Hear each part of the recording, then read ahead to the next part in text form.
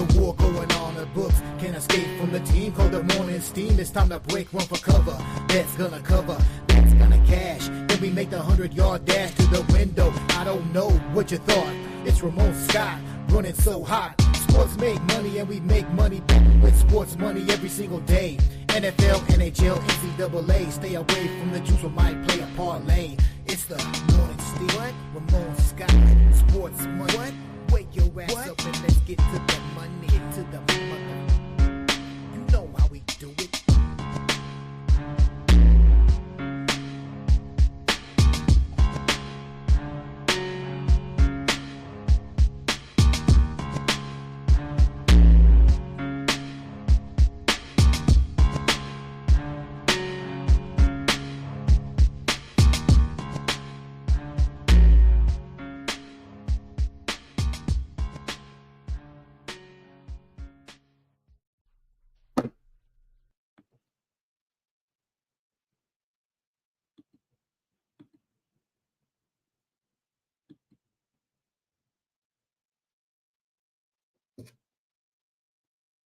All right, and a pleasant good morning to you here from the sports betting capital of the world, Las Vegas. This is Ramon Scott, and welcome to the Morning Steam show for Tuesday, January 7th, as we get ready for a big football week here, certainly, but we got a couple of days to hash a few things out here in the NBA, NHL, college basketball today. We're here to talk about sports and sports betting. Thank you for joining me here on the show after a pretty fun Monday night. We saw the FCS championship game, and, well, I wasn't able to cash with my Montana State Bobcats as North Dakota State showed why they're the best. It seems like every year in FCS, they get it done last night, but pretty good game last night. We see the comments in the chat. Thank you there, you guys. Yeah, we had the over as our premium pick winner, but you know I was on Montana State. Hope you saw my guy get in the game there. Hunter Proviance didn't catch a pass. We saw the All-American tight end from Montana State drop that touchdown pass. They did get a touchdown in there, but didn't go the Bobcats' way. North Dakota State won the national championship, the FCS national championship tonight. We're getting ready, of course, for our big college football games this week here on Thursday and Friday with Notre Dame and Penn State, of course, Ohio State and Texas, but got a couple of days to go before that, and we saw also a little bit of line movement in the NFL. I want to say hello to everyone and welcome here to the Morning Steam on Sports Money Network. Say hello to some friends, talk about yesterday's action, and then get to our big card today, especially great college basketball action. You know what? Maybe the SEC might not be what they used to be in football, but that's because they're a basketball conference now. The best teams are in the SEC this year. Hello, everybody. Hello to the chat all-stars. Hello, stars. Come rolling in here. Some steam will be coming in here momentarily. That's how we'll probably cover a lot of the college basketball action. Let me say hello to some folks and then talk about the action from yesterday. We have Alvin opening up the doors here for us today. Did like the under there with us in that game between TCU and Houston. I couldn't get the momentum going in college basketball last night. We did have profit in the NBA, but gonna definitely lose our small winning streak. I say small winning streak. I mean, throw it in Saturday would take a week of even one game under 500 to erase the great Saturday we have, but I didn't quite go our way there yesterday with some of those totals, usually my specialty, but we did have that one, TCU and Houston, a sure under with those teams. But how'd you guys do yesterday in college basketball? Let me know. Say hello to Cash Kane here. T-Moss is here today. Thank you for T-Moss. You're always welcome in our chat, sir. You answer to me, if you know what I mean. You are very much welcome as a chat all-star and a member of our Morning Steam team. No matter what happens here, you don't worry about that. I got your back. Joe W. here as well. There's T-Bird. Also, he's He's talking about that game last night. Thomas Lewis here to set us straight. He says, good morning. Like this video, subscribe to our channel, Sports Money Network here on YouTube, the fastest growing, so I've heard, sports betting channel on YouTube. And hey, I'll be here later today with a brand new show, so check it out. Not a new show if you're familiar with me. I don't want to let the cat out of the bag too much, but I think I can here right now on our show today that we'll be simulcasting the VB MMA Pick Show here on the Sports Money channel. So I want to invite everyone to join me today here at 5 p.m. Eastern and 2 p.m. Pacific for VB MMA Picks with my MMA analyst, VB, comes to me from halfway around the world. It's an amazing technology that we're able to pull off this podcast.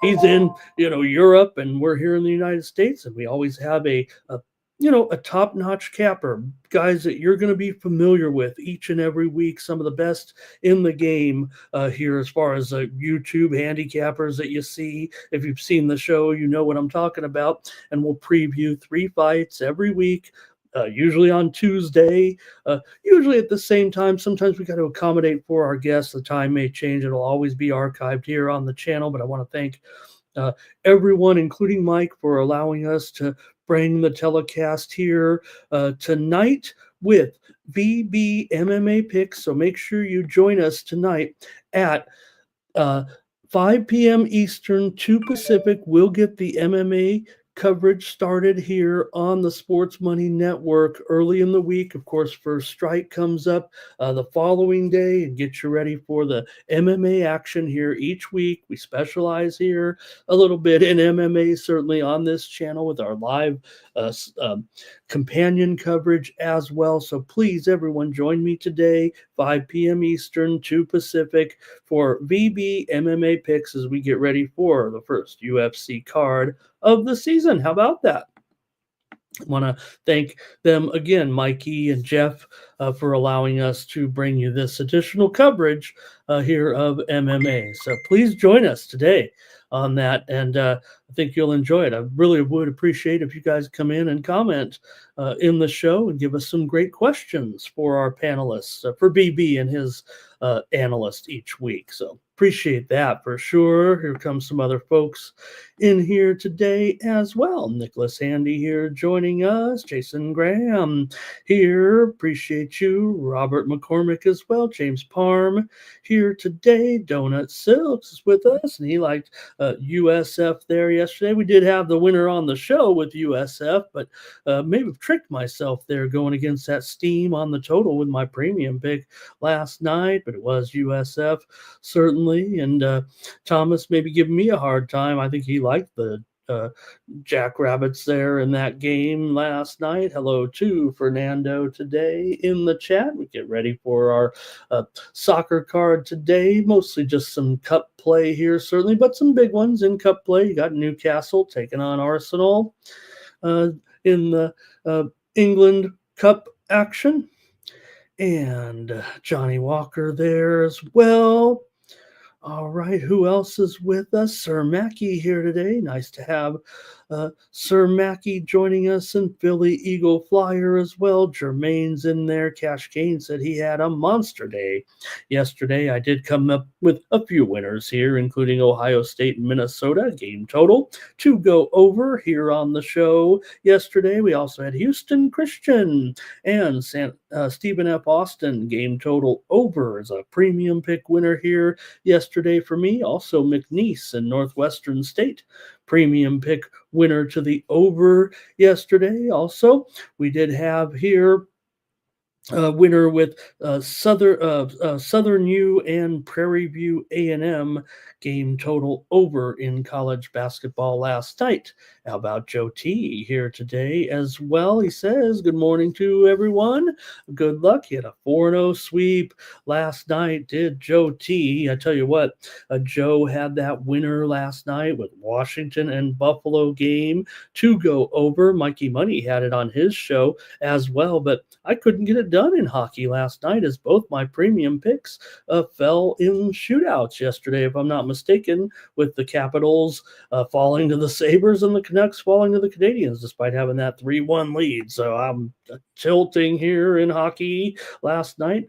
Blue is here today as well. And Curtis is here in the chat. Thank you, Curtis. And let's see who else we've got here. I'll get back to a little bit of the coverage there. Mikey Money last night, winner with the Colorado Avalanche in that game against the Florida Panthers. A great job there for Mikey on pre-gaming here last night. So we'll lead right up to pre-gaming with that coverage. Mikey also had the under with the Devils and the Kraken. So hopefully we brought you some winners here on the Sports Money Network. NBA is where I probably had my best success yesterday and could have had a better day, but I got nipped at the wire in a couple of them. But we did have the Portland Trailblazers here on the show anyway, as my premium pick winner covered the spread against the Detroit Pistons. But we did have premium pick winner Phoenix and Philadelphia game to go under. We had the Orlando Magic yesterday. Man, could you give the coach of the year to Jamal Mosley of the Orlando Magic? Man, this guy works his magic as they get the win at the Knicks last night. We did have the winner here on the show with the under, but premium pick winner with the Orlando Magic.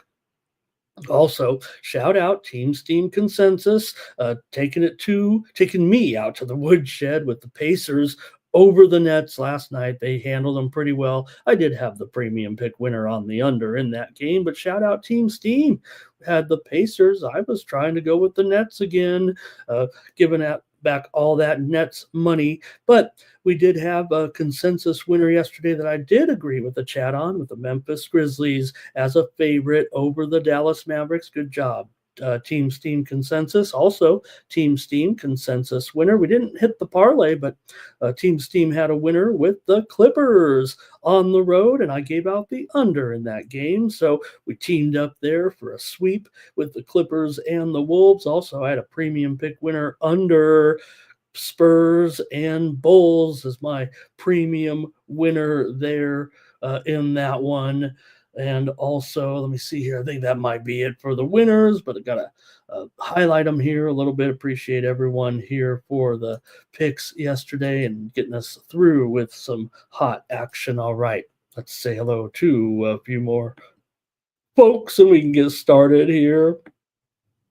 Right now, I think the Eagle Flyers got his soccer action here today. We're just taking a little bit of a hiatus here midweek here on the major leagues there for the most part. Joe T says got big action here, college basketball, NHL today. Great job, Jake Dye here, old E. Nice to have you. He's working today. He's listening. Appreciate that when you guys put your phone in the pocket, keep your earpiece in, listening to me. What an honor, actually, for you guys to do that. There's a lot of analysts out there you can listen to, but hey, we try to get the morning started off first and keep you updated with all the action here. Fernando can't put his comment on the screen, but he's a little bit of a bad beat there. He's upset about not going undefeated. We're talking about Wemby in there, though, but how about the dunk by Kobe White posterizing Wemby with that dunkaroo. Doubles is here today. How about it? Hi there, Doubles. Hope everything's well with you guys. And let's see who else here with me. And Alvin says, no, Minnesota got the best. What a game last night. The Ohio State-Minnesota double overtime game. Alvin probably fell asleep is what happened, I think. That one was going late into the night with that double overtime thriller, but Minnesota played well there at home against the Buckeyes. That steam was no good. All right, let's see here.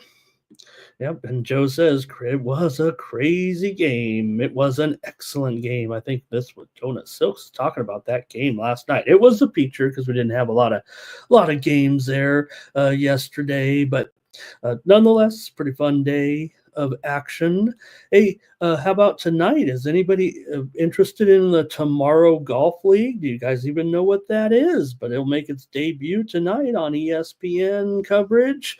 Here is a Tomorrow Golf League. If you were watching the football game the other night, you saw Rory on there talking about it. I don't even know if you know what's up or if I know what's up, but it is a new kind of concept show here. It might be, a little bit of filler, but hey, there's some big money behind it with Tiger and Rory and a lot of rich owners owning 6 teams of 4 golfers playing virtual golf, basically. And guess what? There's a line on it. So you might want to consider it. Tonight's matchup is between New York and the Bay. New York will have Xander Schauffele, Fitzpatrick, Ricky Fowler, Cam Young going up against the Bay with Minwoo Lee, Ludwig Aberg, Clark, and Lowry, and it's a pick'em tonight in the Tomorrow Golf League, TGL is I think what they call it.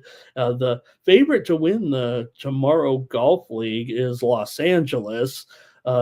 Los Angeles consists of Rosie, you got Colin Morikawa, you got Thigala and Fleetwood on that team, but you also have the Jupiter Lynx. These 2 teams will match up next week. The Jupiter Lynx consists of Tom Kim, Tiger Woods, Max Homa, and Kevin Kisner. So you got big PGA stars, and this will always be a Tuesday, Wednesday thing, competing for about the next 2 or 3 months or so, leading up to some playoffs and some championship. But it's virtual golf, played in a virtual golf facility in Florida.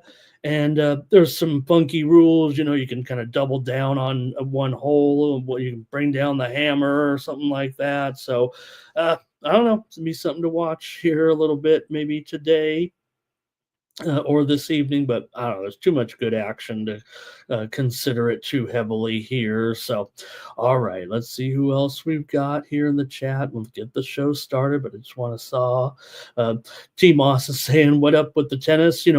Hey. When I got up today, I made some bets last night. I'm going to roll out my tennis coverage here, probably, right with the Aussie Open. I mean, hey, look, we're in 2 great tournaments this week leading up to the Australian Open. So, but, I had to get up to watch one of my favorites anyway, with Danielle Collins. I'm so excited that Danielle decided to unretire after she retired.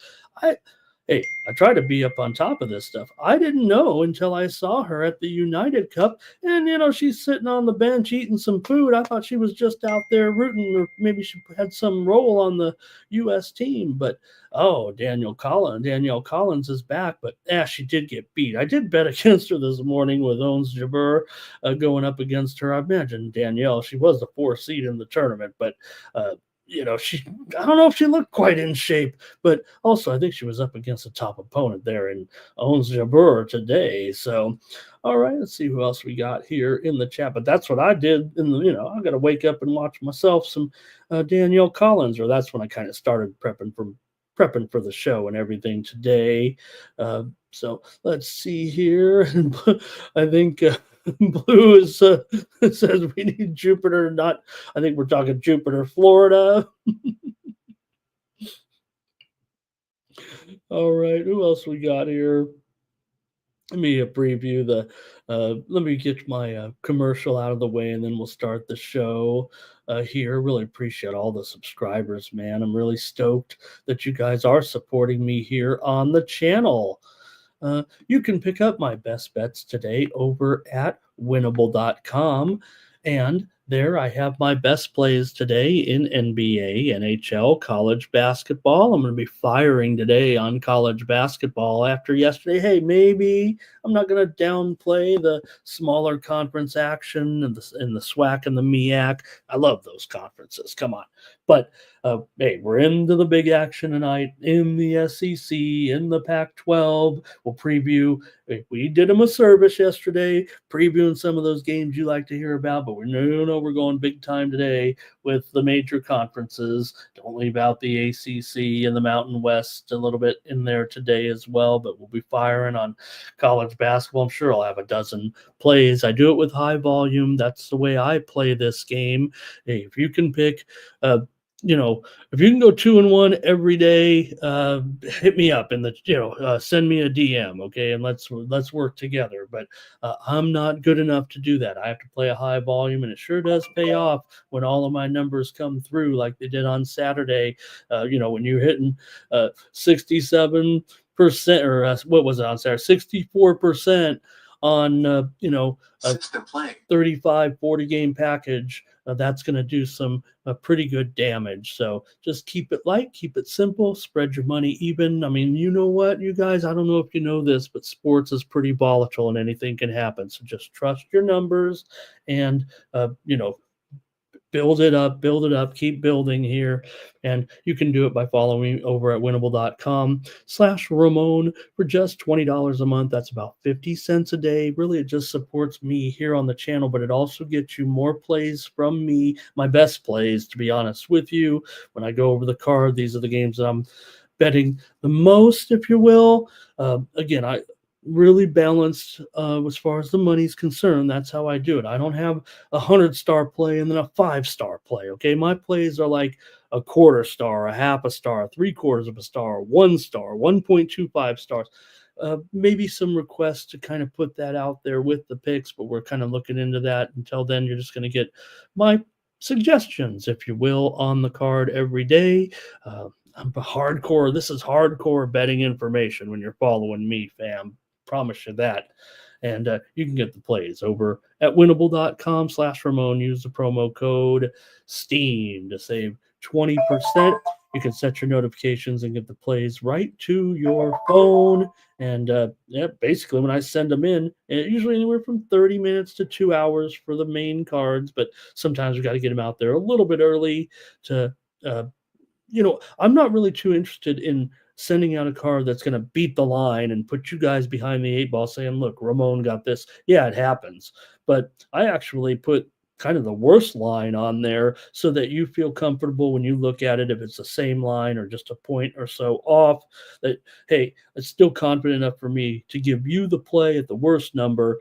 And really, when I make a premium pick, I just look at all the major sports books and I pick the worst line out of those, and that's what I base it on when I send it out. So I'm sure the customers do see that quite frequently, and maybe they actually get a little bit better sometimes of the line, the way I handle it. All right, appreciate you listening to that, and thank you, everybody, for your support. We got about 130 so subscribers to the different packages there, including the free package. You can sign up for free over there at winnable.com. Actually, I want to mention that.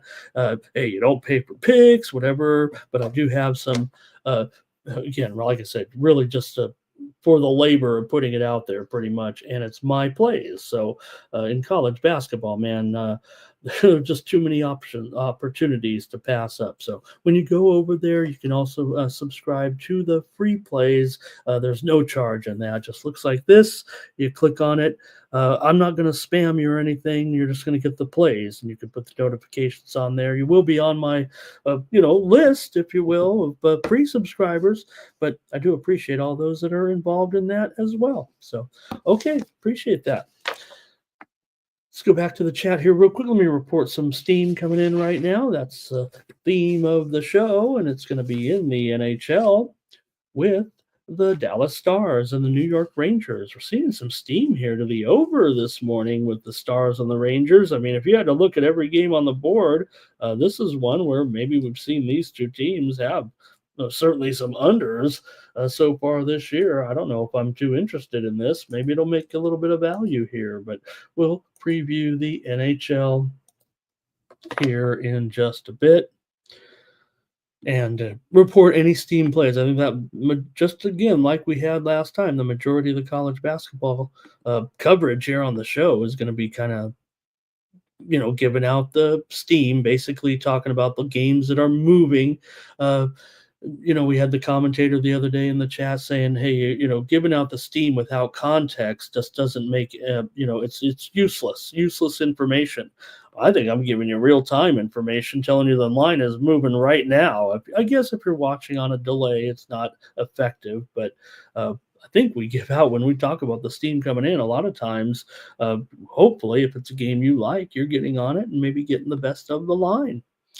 All right, let's see who else is here. And then we got the show. Here's Nate. The Celtics smash time for Nate here tonight against the Nuggets. Yeah, it might be the big game of the night with the Boston Celtics and the Denver Nuggets. Our Tomps, hello. Thank you for everything as always.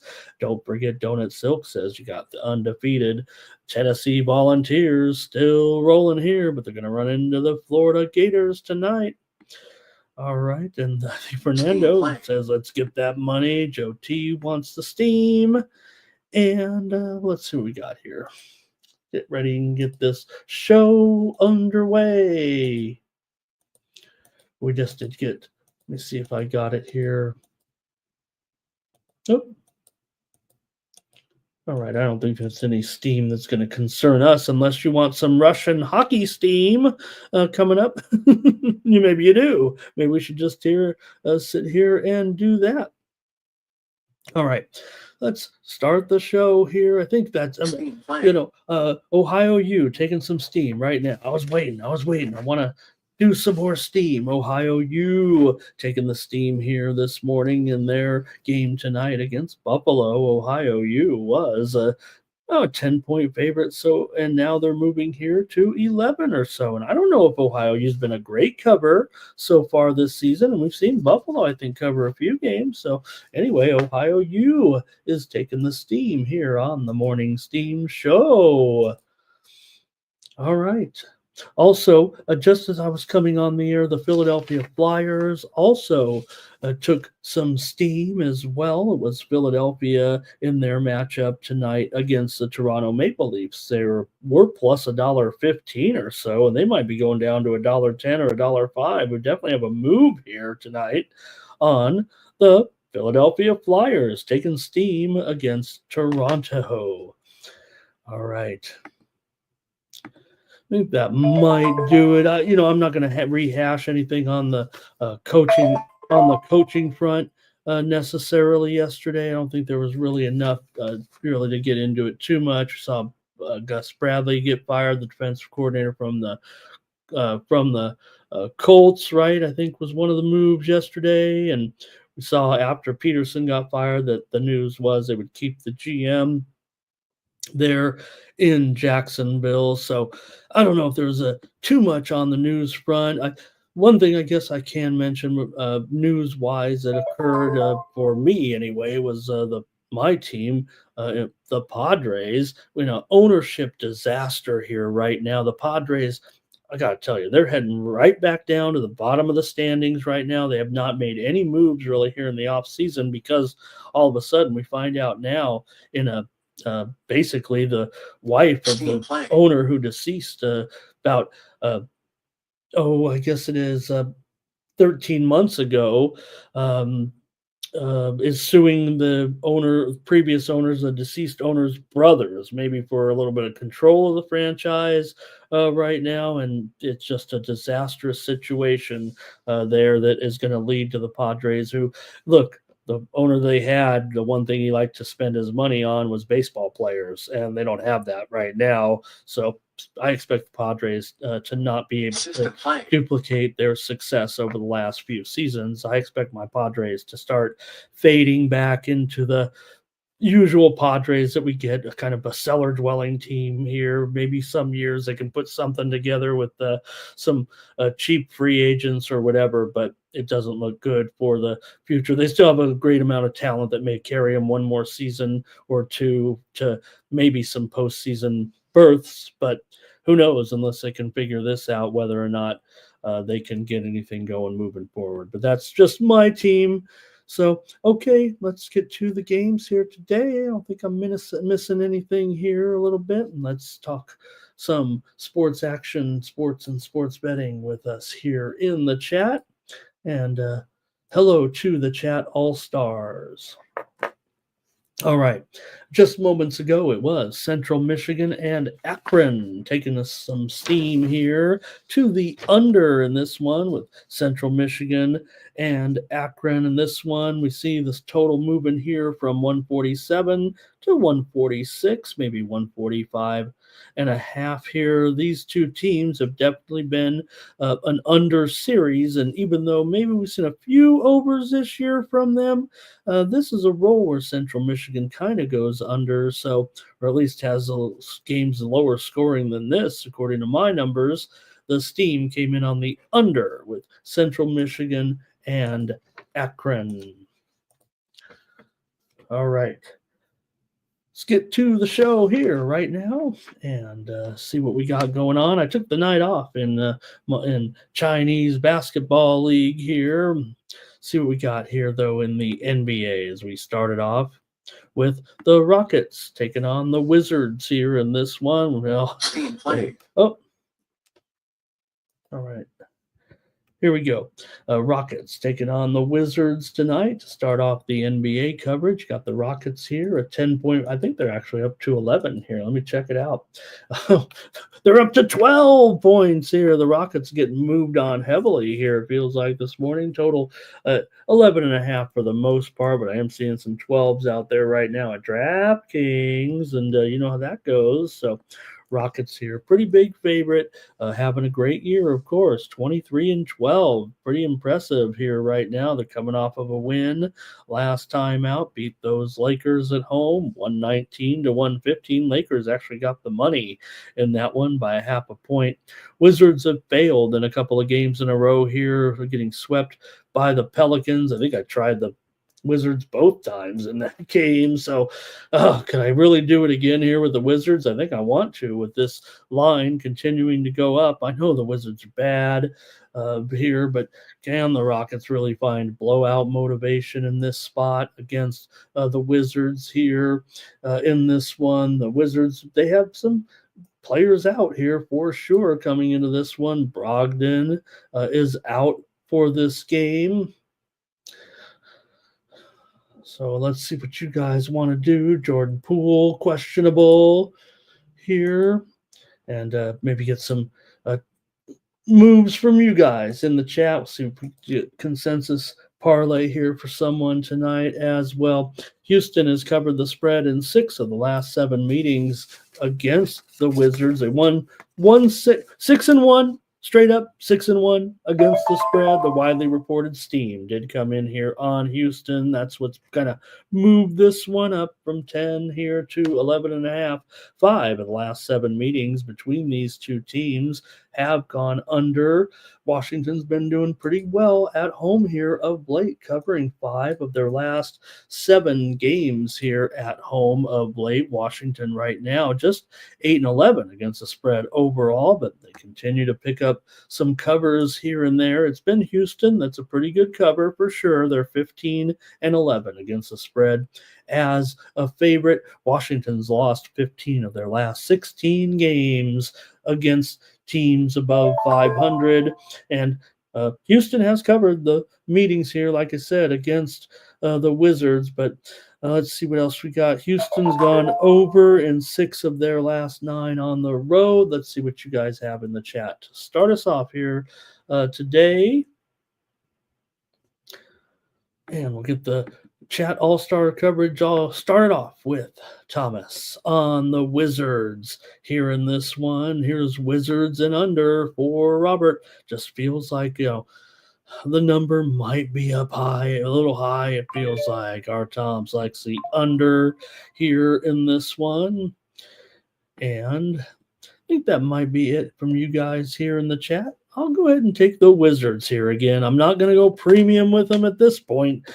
Keep basically dropping some games here with them as my free play, but I'm going to bet them here tonight a little bit at least in their game against the Rockets. I mentioned those unit plays, right? Unit size. So, free play, it's still going to be a bet for me. That might be the quarter of a unit, half a unit style plays when you get the free plays here on the show. And the other games are going to be a little higher. Blue likes the Wizards here as well, I think, trying to see that. So thanks, Blue. And I will take the Wizards here. Maybe I'll reserve the total. I kind of like the total, and I might make it here today. Felt pretty good about the NBA totals, but one game we did kind of maybe it was 2 games. We got rustled down there at the end. Oh, it was the Bucks and the Raptors, I think. Hey, they could have just sat on the ball. It was a blowout already for the Bucks, but we had to take a last-second shot there and hit it, or whatever it was.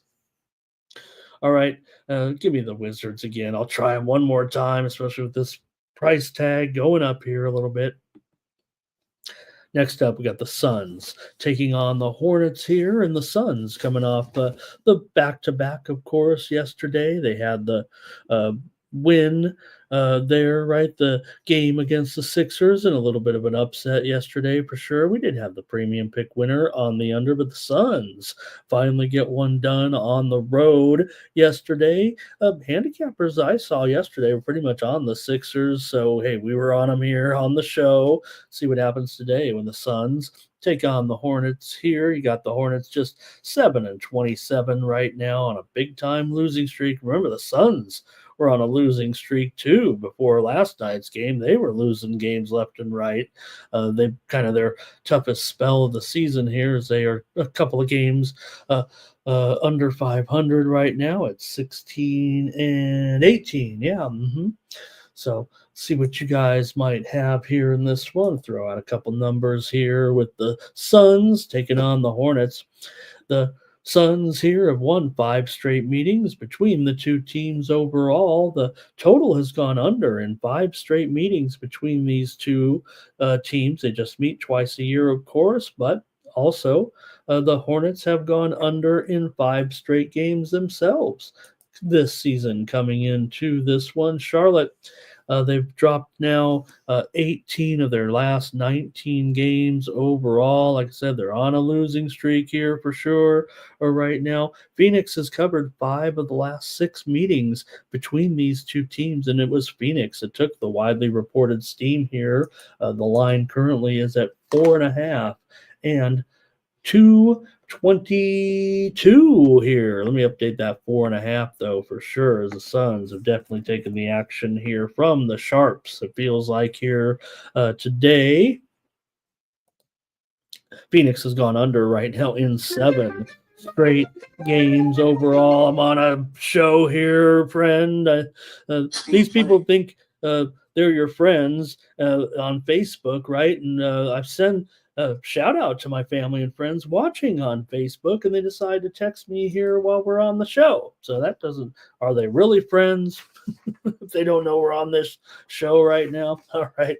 Hey, Bowling Green in Western Michigan. I got some steam reported here to the under right now at 151 down to 150. When Bowling Green and Western Michigan meet, it's usually an over. But Bowling Green in this situation, they definitely been going under here a little bit. So right now, the steam came in at 151 down to 150. That's Bowling Green and Western Michigan, steam to the under. All right, we'll continue here right now with this one between the Suns and the Hornets. We've got a few more notes on the game mentioned. Like I said, Phoenix definitely, won this series, owns this series here a little bit. 5 straight meetings between the two teams have gone under. Charlotte's been a big time under so far this season. They've gone under in 11, 22, and 1 to the under. They've gone under in 8 of their last 10. Phoenix has gone under in 9 of their last 10. These two teams are massive unders here right now, is what it feels like. And we'll see what you guys got here. I'll go to the chat in this one. I kind of buy it, but let me just go to the chat all-stars here and see what you're going to do here in this. Not a great game. This one wouldn't make it, right, if we were, hey, all right, there, right? Hey, hello to Big Boss in the chat. Montana State dropped the ball too much. Yeah, and not only that, well, actually, right, it was North Dakota State that made the biggest mistake in the game a little bit right at the end, but Montana State didn't have enough to overcome that little mistake that they had. Sir Mackey says, Hornets, maybe. I don't know. Thomas might lay the points here with Phoenix now up to 4.5 here in this one. And Jermaine says you got the injury factor for sure in this game, but I don't think there's anything surprising about the injury factor here in this one, right? I mean, I don't really see any big names that are going to affect what's going on here in this one. And let's see what we got here. Charlotte team total. Hey, good morning to Jerry Davis here. Hello to him. He's got the Charlotte team total under. R. Thompson is on the Suns. Thomas is on the Suns. Robert McCormick is on the Suns here. Fernando's going to lean to the over. Could that be a consensus? I don't know. It's close. I mean, we've got 3 chat all-stars here, certainly on the Suns, and maybe no one on the Sir Mackey was kind of leaning Hornets there. It felt like a little bit. So, look, these two teams are having massive unders here, it feels like right now. So I've got to go with it and take the under here in this one at 222. It's a little bit below the number that my computer is spitting out here right now, but just seeing these teams constantly going under every single time right now, I'm just not sure that I can get around it. The Sharps are hammering the under here. It feels like late this morning, but I don't think they win usually in these situations. So I'll take the under, though, in this one with Phoenix and Charlotte. Next up, the Lakers are on the road here against the Mavericks. A little bit of an early start time here tonight with the Mavs at home. They're dogs here right now to the Lakers. Man, what's going on here? Lakers up to a 7-point favorite. We know Dallas is on a losing streak ever since Luka left this lineup, right? They have not been able to get anything done right now, and they're losing pretty much every game here at this point. So I do want to get Luka back, but if anything, right, as far as teams that are affected by injuries, this is definitely affecting the Mavericks big time. Doesn't help that Kyrie is also out, though, right? That has to be considered as well. And now we see the news this morning. Daniel Gafford, his leg injury is going to keep him out indefinitely here as well. So this has been just a brutal time. And that news I just saw here, I don't know if it was news to me that Gafford will miss extended time. Apparently, it's been out there a little bit, but I just saw it here in the prep for the show a couple of hours ago. It may have actually been news late last night, but nonetheless, I just caught wind of it. Remember, they did play in the game against Memphis last night, and Memphis got that win yesterday in a low, by the way. They're in that one. So see what you guys want to do here in this one with Dallas at home against the Lakers. Now, all caution here. This one kind of, to me, reeks of, could we see a little bit of rest here from LeBron James today? He is listed as probable in this one, so just looking for spots here a little bit. Got Davis on the injured list here today as well, but he's probable as well. So let's go to the chat all-stars here a little bit and see how we can play this one with the Lakers here. Dallas has all been dominated the Lakers, quite frankly, but this is not the same Dallas. We know that. Dallas has beaten the Lakers in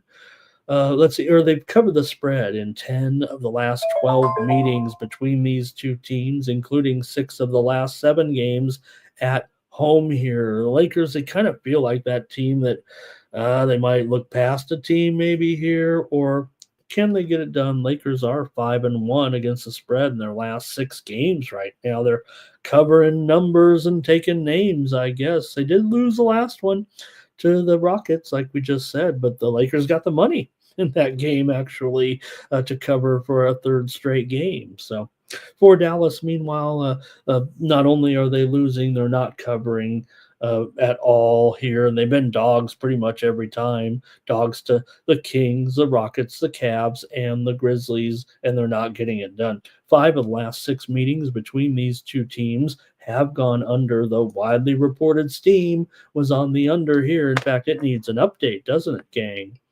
This one's down to 218. That's probably going to send me right into my pick here at this point. Yeah, it's gone down.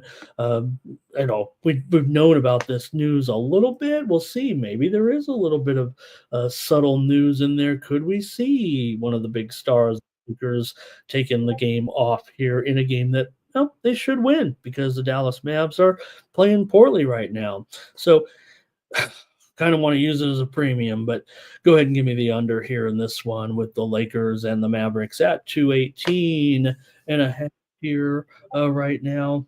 Yeah, it's definitely 218 and a half. Nothing I can do about it.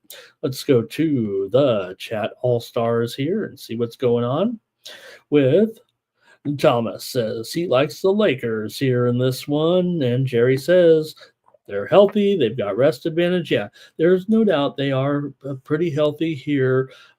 We mentioned this; just are always on the end. James and Davis always have a injury tag on them because that's what they do. The Lakers put it on there so that if they have to rest them on short notice, they don't get busted by the league. It feels like pretty much our Tom's on the under with me. Blue says Lakers to continue to roll here. And look, JJ Redick put his foot in his mouth the other day. I don't know. He's kind of backing it up a little bit with the way the Lakers are playing here, but he did get a little bit of hot water with some of his comments anyway. But I don't know. They seem to be not self-serving necessarily. Robert McCormick likes the under, but Matt's going to come under here. And Thomas Lewis says, I've seen enough. I think the Lakers here in this one is the consensus play. So consensus play on the Lakers here. I will take the under as my play here on the show. And I think Fernando's saying Lakers game time decision. Lakers good to go. No, I don't know. I think Fernando's on the Lakers though here. Maybe he means wait for those players to be announced in, and then he will take the Lakers. I think it's what Fernando might be saying there. Thank you, Fernando. Great job. All right. As we move along here now with the NBA coverage tonight with the Timberwolves taking on the Pelicans here in this one. You got the Wolves favored here by 5.5, and the total has moved down here to 221 on some widely reported steam this morning, and just a tick up here for the Timberwolves against the lowly Pelicans. We know how poorly they are playing right now, but still someone's got to cover this game, I guess. That'll be us covering the game, but will we get the cover? The Pelicans have actually won their last 2 games, so watch out. Watch out right now. The Pelicans here, winners over Washington in those back-to-back games, so consider the opposition. Certainly Minnesota beat the Clippers last time out. Remember, 108-106 at home, but they were 2.5-point favorites. Didn't get the money, and it's a little bit of a non-cover streak right now here for Minnesota. They may have had a push in that game, remember, against Boston. Some people may have had 2.5, 3.5, whatever it was. It landed 3, but nonetheless, it's been a string of failures for the Timberwolves against the number. Meanwhile, the Pelicans have actually covered 3 of their last 4 games overall, for what it's worth. Let me pass along one steam play here that just came in the college basketball action. I didn't have enough room to preview this one, but Texas Tech and BYU. We're seeing steam here to the under right now. Maybe these teams have been slightly over teams this season. Here, I'm not going to preview it on our show, but nonetheless, the steam's coming in on the under here. It was 151, but we're going to be down here to 150, maybe 149, 149 and a half or so. Texas Tech, BYU, steam to the under in that one. I might have a premium on the side in that game. All right.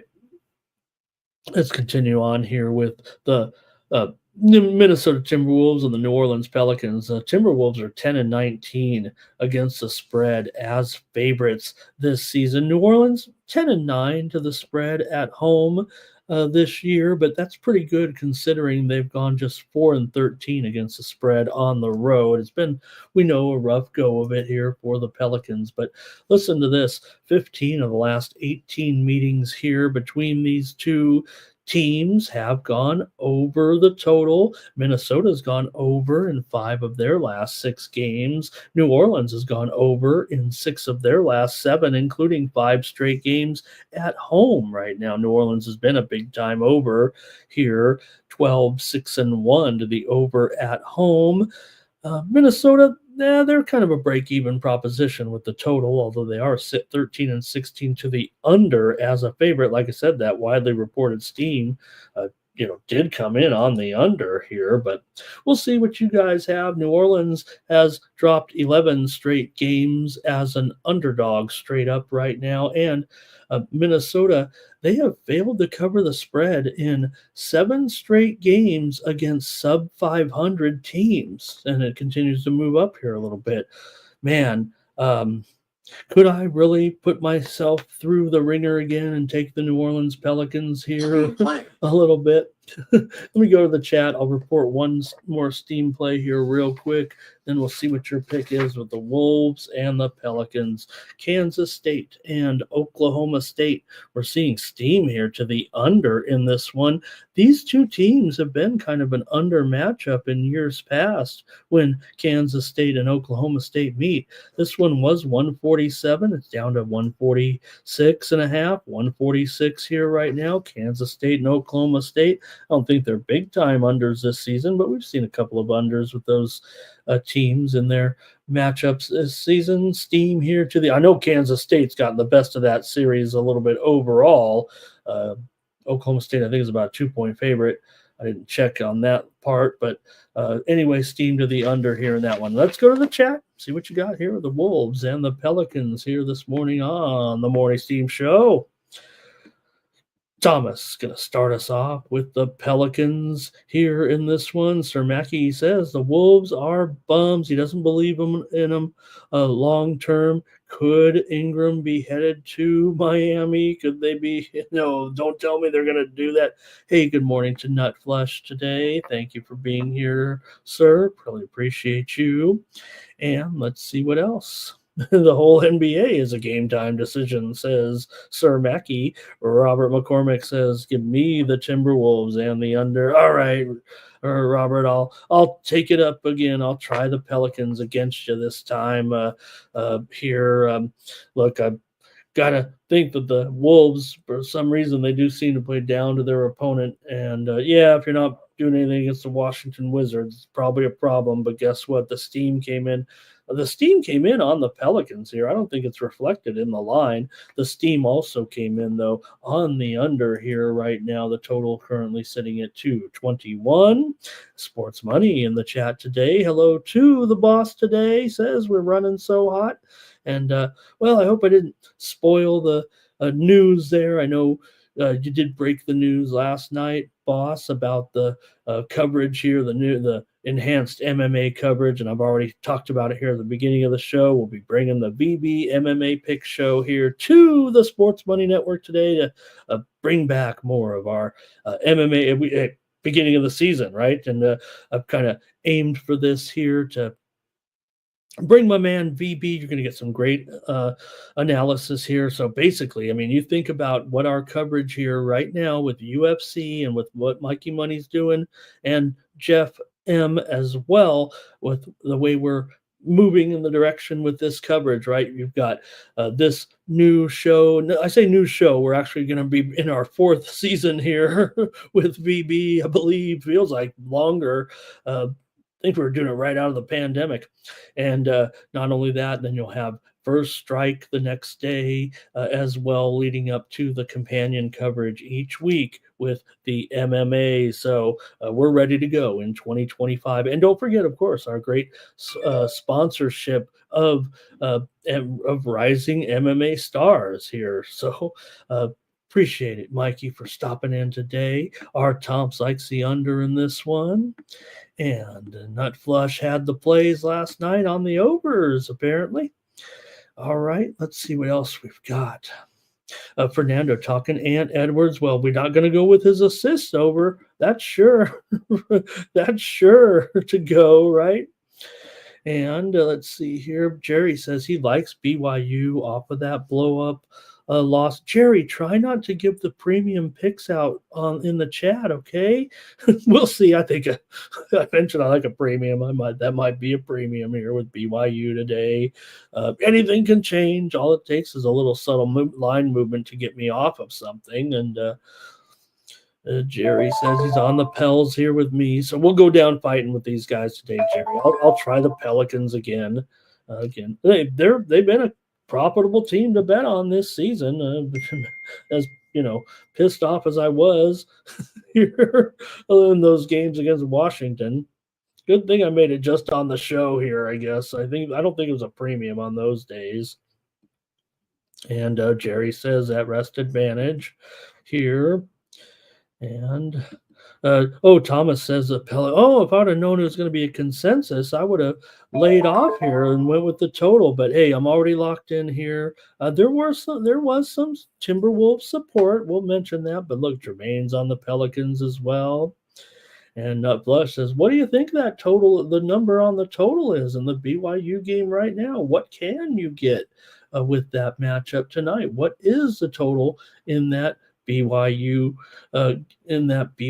game? So right now it's definitely on the move. We're seeing it down here to 149, 148.5. Is that one going to be coming across a little bit steamy here in a little bit? We'll see. All right. Hey, the markets just took a huge tumble here real fast, like, man, boom, just like that. I don't know what's going on there, but maybe it's not going to be a great day after all. I thought it was looking good, but steam playing.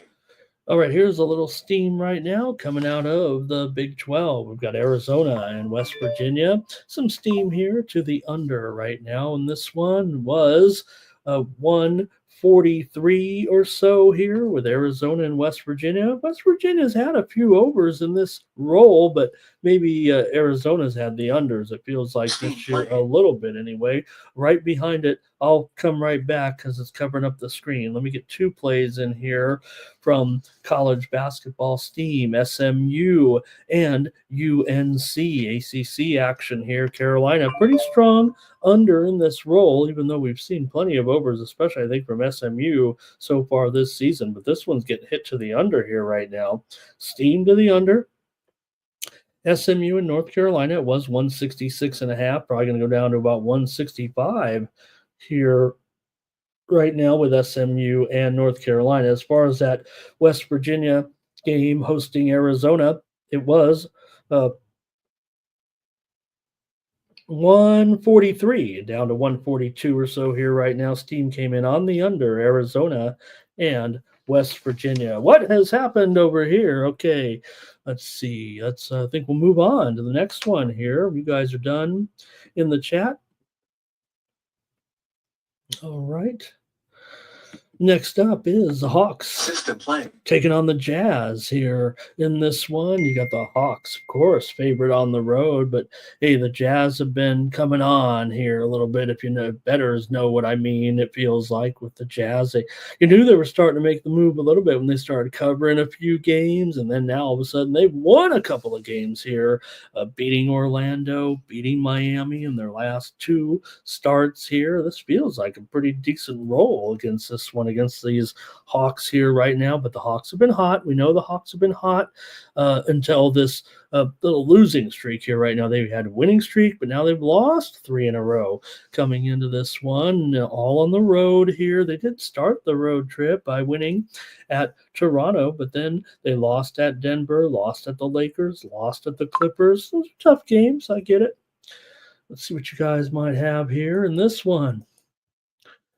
Between the Hawks. I think we already talked about the steam on that Texas Tech BYU game, right? That's where we were talking about the 149. Sorry if I did mention that, right? Yeah. Okay. Hawks and Jazz here, Utah. They've won 4 of the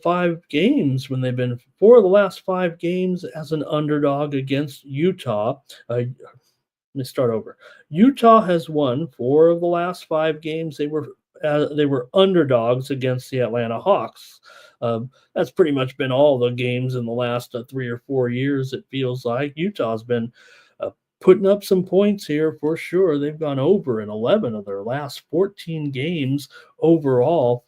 They are just 5-8-1 to the under at home, but they have gone over in 6 of their last 10 with a push. It's been Atlanta that's a massive over, of course. They've gone over in 12 of their 15 games as a favorite. The widely reported steam did come in on the over in this game, but I will mention that this series has been an under 10 of the last, or let's see, 7 of the last 10 meetings between these two teams have gone under. I don't know if that's going to be a factor here, though, in this one. The total right now, 236, 237 just moved at Bovada to 237. Man, hello, over. The steam already came in on the over, so I don't know how much higher it can go here right now, but I'm probably going to try the over here in this one, despite the season series. And, well, the fact that it's gone up here right now, probably going to take me out of any possibility of maybe a premium recommendation here. I still kind of want to go over with these two teams, it feels like right now, despite that. Atlanta has covered 4 of the last 5 meetings between these two teams here at home. They meet just twice a year, but an okay hit a trip. And again, when you look at some of the trends, right, can you really, you hear some critiquing of, hey, how, we're talking about trends over 3 or 4 years. Remember, you got a team like the Atlanta Hawks, when they're on this road trip, you follow the same pattern every time, right? If you're going, yeah, there's a little difference in destinations sometimes, but a lot of times when you're making those swings, you only come out here once. You got to play every team on the road. So, you see a road trip like this, right? When they hit the West Coast and they end up playing the same teams every year, stay in the same hotels, things like that. So you got a Atlanta team, like I said, at Denver, at Lakers, at Clippers, now at the Jazz here. So, and one thing I did mention a couple of days ago before they started this road trip, the Atlanta Hawks look like the type of team that gets a little bit fatigued on the road. So I'm going to end up on the over here. This big, massive number here at 236 will be my play. Here could be a premium, but maybe with that going up just a little bit, I'll go ahead and take the over here in this one. See what you guys have between the Hawks and the Jazz here today. See what we have. Hey, Robert might join us. Like I said, please, if you guys can, join me for that new show today at 5 Eastern and 2 Pacific, and bring your MMA questions for our panelists. All right, everything's turned red over here in the market, so we better win our bets today. How about Kentucky and Georgia? Here's a little bit of steam right now to the under in that nice SEC game tonight between the Cats and the Dogs. Here, it was 155 or so, it feels like, but it's down to 154 right now. These two teams, Kentucky and Georgia, that's almost always an over, it feels like, but steam coming in on the under here right now, down to 154 with Kentucky and Georgia. All right, see here, we got Thomas on the Jazz here, Jazz and over here for Robert. And I think Matt was talking, is that Utah? Yeah, of course it is. Utah plus the points. Thank you. Nutflesh says Jazz team total over. R. Thompson on the under in this one. And glad R. Thompson's back. I know she's been back a couple of shows here now, but feels like it was a holiday. Everybody's doing some different things. We're back in a groove, even if we don't click on that one. And let's see here. Stop Geo. Hello. Stop Geo. And he's ready to go with some props in the NFL here this weekend. Thanks, Stop Geo. Good to see you here today. I'll take the over with the Hawks and the Jazz. Let's go to the big game of the night.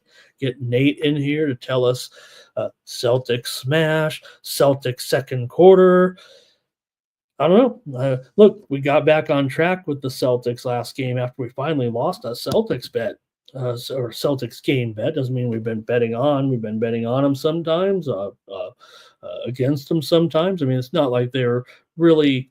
I guess they've been a money burner to a certain extent this season. Again, the Celtics are probably going to be always a bit overrated, but Denver hasn't been world beaters here either. In fact, look at their overall record right now. It's not what we're expecting necessarily from the Nuggets. Let me pass one move here along to you real quick. We'll get back to the big game here. But man, all these big college games getting steamed, these totals, man, you could take advantage here if we can get on these real quick. If you like it, Georgetown and Marquette. Steam here to the over right now with Georgetown and Marquette. Interesting, right? Because it feels like Marquette, they're the team that can put up some points in this role. I will caution, I mean, this is obviously a different Georgetown team right now. We're seeing just a terrific season out of these guys, and it does look like it is for real, meaning that Georgetown is dramatically improved. They're not going to be winning the Big East, I don't think, but nonetheless, they have been terrific getting the money here. But the steam's coming in on the over right now. We've seen unders right now, if I'm not mistaken, with these two teams in general this year. Like I said, Marquette, though, in this role, they do have some high scores in the past at home, in conference, at night. So over here right now is the steam. It was 145.5, going to 146.5 or higher here. Marquette and Georgetown tonight in Milwaukee taking the steam to the over.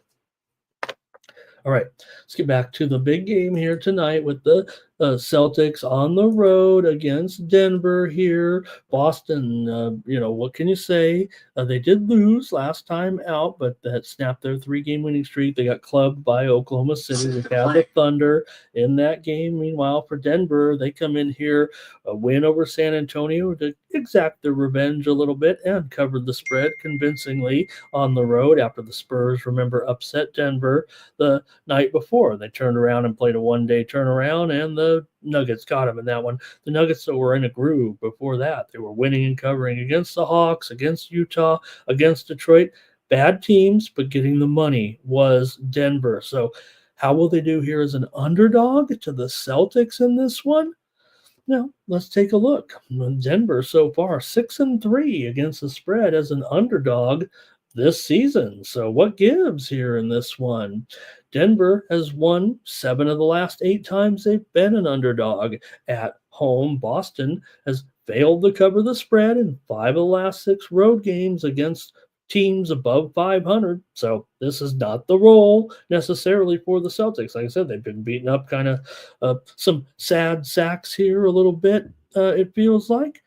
The Houston win, that was that was actually a good win. That was on the road, right? Minnesota on the road was a push. Remember, we were talking about that. And then Toronto. Okay, so now they've had a few covers here, but I don't know about laying these points. Let's see what the line currently is right now. It's up to 6, and the total here is 234.5. So just a tick to the under, but definitely got to note that's 6 out there. Wow. All right. And let's see what you guys want to do in the chat in this one. Boston, I mean, they come in with about as clean a bill of health as you could have for the Nuggets. They still have some players out, but not big stars or anything. So, other than the fact that the Nuggets maybe aren't playing what we're expected to here, what gives a little bit in this one? All right. Let's see what you got here, chat. All-Stars. Denver's won 4 of their last 5. We know Boston's been terrific on the road straight up right now. Look at this here. Let's see, 13-4 straight up on the road for Boston. That's what they're 13-6 at home. So doesn't matter the venue, I guess. Let's see what you guys have. Denver Nuggets here for Thomas. Nasty Nate's on the Celtics. And here we got Nate here on the second quarter, of course. KP's threes to go over. So I don't want right. How about those guys? Remember, they always get the tattoos that say like 2025 world champs, and then they don't win. Whatever happens to those guys? Do they ever get it covered? Do they go on X and show his Celtics and under here for Robert McCormick? Matt D here today. He's our Denver correspondent. So Denver half spread, half money line. Or let's see, half spread, half. Okay, split your bet, half spread, half money. I was wondering if that was like first half or something. I think that's split your bet between the money line and the spread. Our Tomps likes the Nuggets. Hello to Lex in the chat. Thank you, Lex. Great to see you here. All right. And Nutflush says, likes this Nuggets team total over, just wants to clear up the information a little bit on this one, make sure he's got his players in there, I think. All right. I think I'm ready to make the call here in this one, but I'm going to actually look at a little market action here real quick, make sure I want it, because this total has, like I said, let me bring it back up here a little bit. 234.5 was the update there. So give me the over here in this one with the Nuggets and the Celtics. I see most of the totals players, I think, were on the under, but Robert does. I don't like to be against my man, Bobby.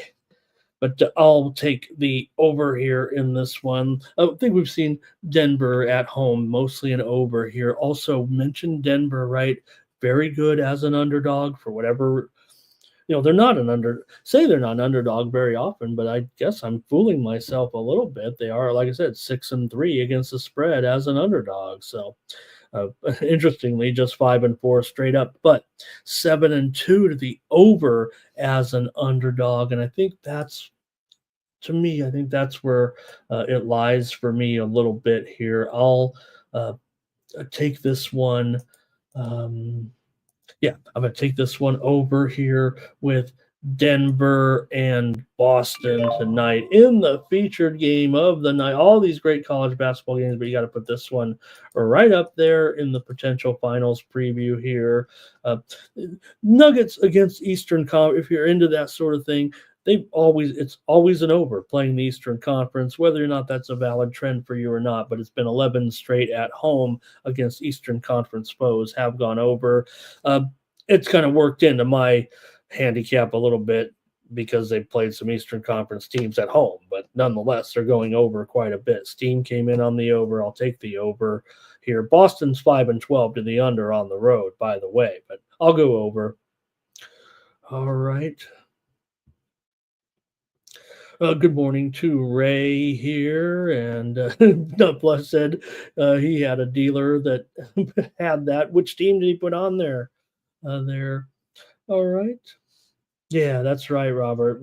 We know why, right? Because I always try to at least give a little bit of tidbit, and for the most part, I think Robert's saying here is valid. But sometimes the trends can be talking points. I mean, anybody could be very selective in it, but I think what you see. Look, shout out to Mikey if he's still in the chat. I mean, if I could do SDQL as well as he could, I'd probably have a stronger percentage. But my trends are always going to be more short term, to be honest with you. And people say, oh, I want the longest sample size.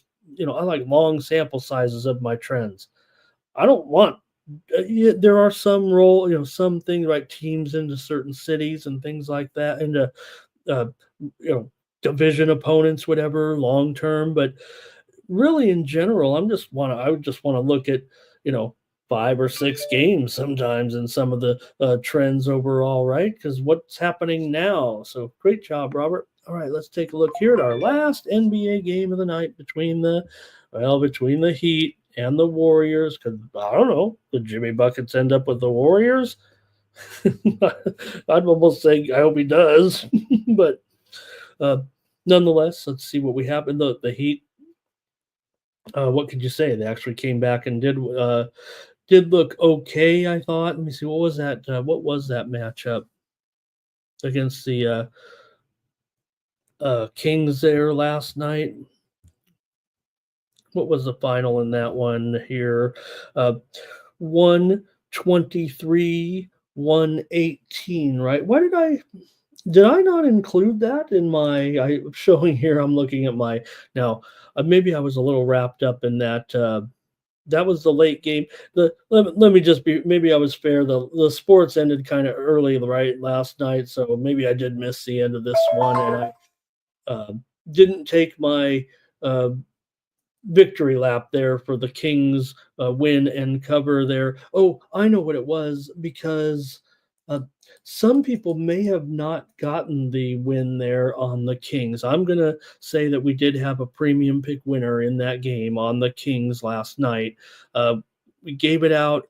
Um, with the premiums there last night and gave it out at minus 3. It did go up to 5 there, mostly 4.5s, but it did go up to 5 at a few places. If anybody waited last minute, they may have ended up with a push. So I didn't include that on the recap. Shame on me. I had a premium pick winner with the Sacramento Kings last night. And it was a big comeback, too, right? No doubt. Big time comeback last night for the Sacramento Kings. That game went back and forth, big time, kind of like Mina Kimes in the ESPN video there. But that game was back and forth last night. And the Kings end up getting the money for me here last night. Should have checked that out there. Miami has failed 3 straight now because of that. Ever since this Butler thing started to go down, we've been talking, the problems about Jimmy Butler. I feel almost like we were ahead of the curve a little bit, talking about him not. I did say that I thought if Butler would come back in the lineup, that he would stay with the Heat. He came back for the one game basically and said, "I'm out of here." So I guess he wasn't the only one wants out of Florida. What is it with Florida? Tyreek wants out of Florida. I don't know. Florida seems like a pretty nice place to play your professional sports, other than the taxes, right? They have taxes there, right? Is it tax? Is that a tax? I don't know. Okay. Anyway, give me the preview here, Ramon. Shut up and deal. Yes, Nutflush might say here with the Miami and Golden State here in this one. Golden State favored by 6.5. Total here down to 218. The steam came in on the Warriors. The steam came in on the under. This one's now at 9. Let's update it here. You guys are probably making fun of me in the chat with this one. But again, I typed these in last night before bedtime, and now we're up to 9 here, and the total 218. So you kind of see the moves here overnight. I type them. I don't always type them in early. Sometimes I type them in an hour before the show, but you can see the move here tonight, up to 9 right now with the Golden State Warriors and the Heat. Probably with the Heat, just trouble. There's just no other way around it here. Pajemski out here for the Warriors, and John Kuminga. His ankle injury doesn't look good actually here. Could we see Kuminga? I don't want to get too far ahead of it here, but the Kuminga injury does appear to be a bit concerning. I'm going to say right now, I don't know if they quoted it yet, but it's going to be a couple weeks for Jonathan Kuminga for sure. Probably 2 or 3 weeks. He's going to be out of this lineup. So, anyways, not going to affect the spread here. Or you got all the regulars in there for Golden State. But can you swallow this one with a 9-point spread with a Warriors team that they're not great at covering numbers? Just 3-7 in their last 10 overall. Let's go to the chat. See what you guys want to do in this one. Miami. They've always played well here over the last 2 decades, 14-5-1 against the spread here in the Bay Area. Also, Golden State, however, has won 8 of the last 10 meetings at home against them. The Warriors here, let's see. Now let's go to the chat. I think I've talked enough maybe about this one. Go to the picks from the chat. All right. Hey, Nuke is here today. Hello to Nuki. And Thomas says he's like the Warriors in this one. Matt C. Robert likes the under here. You guys are telling me there's no. So what's going on? How come these guys don't want to stay in Florida? Everybody knows there's no state tax but me, I guess. All right. And yeah, that's right. That's right. Sports money, not like with my guy, uh, Coach Logic, right? And Fernando likes the under here. Our Tomps likes the under in this one. That widely reported steam came on the under there. And right, Matt D, quitter. I don't know what. Maybe I'm not reading Matt's thing correctly, but there's a big difference, right? I'd rather be called.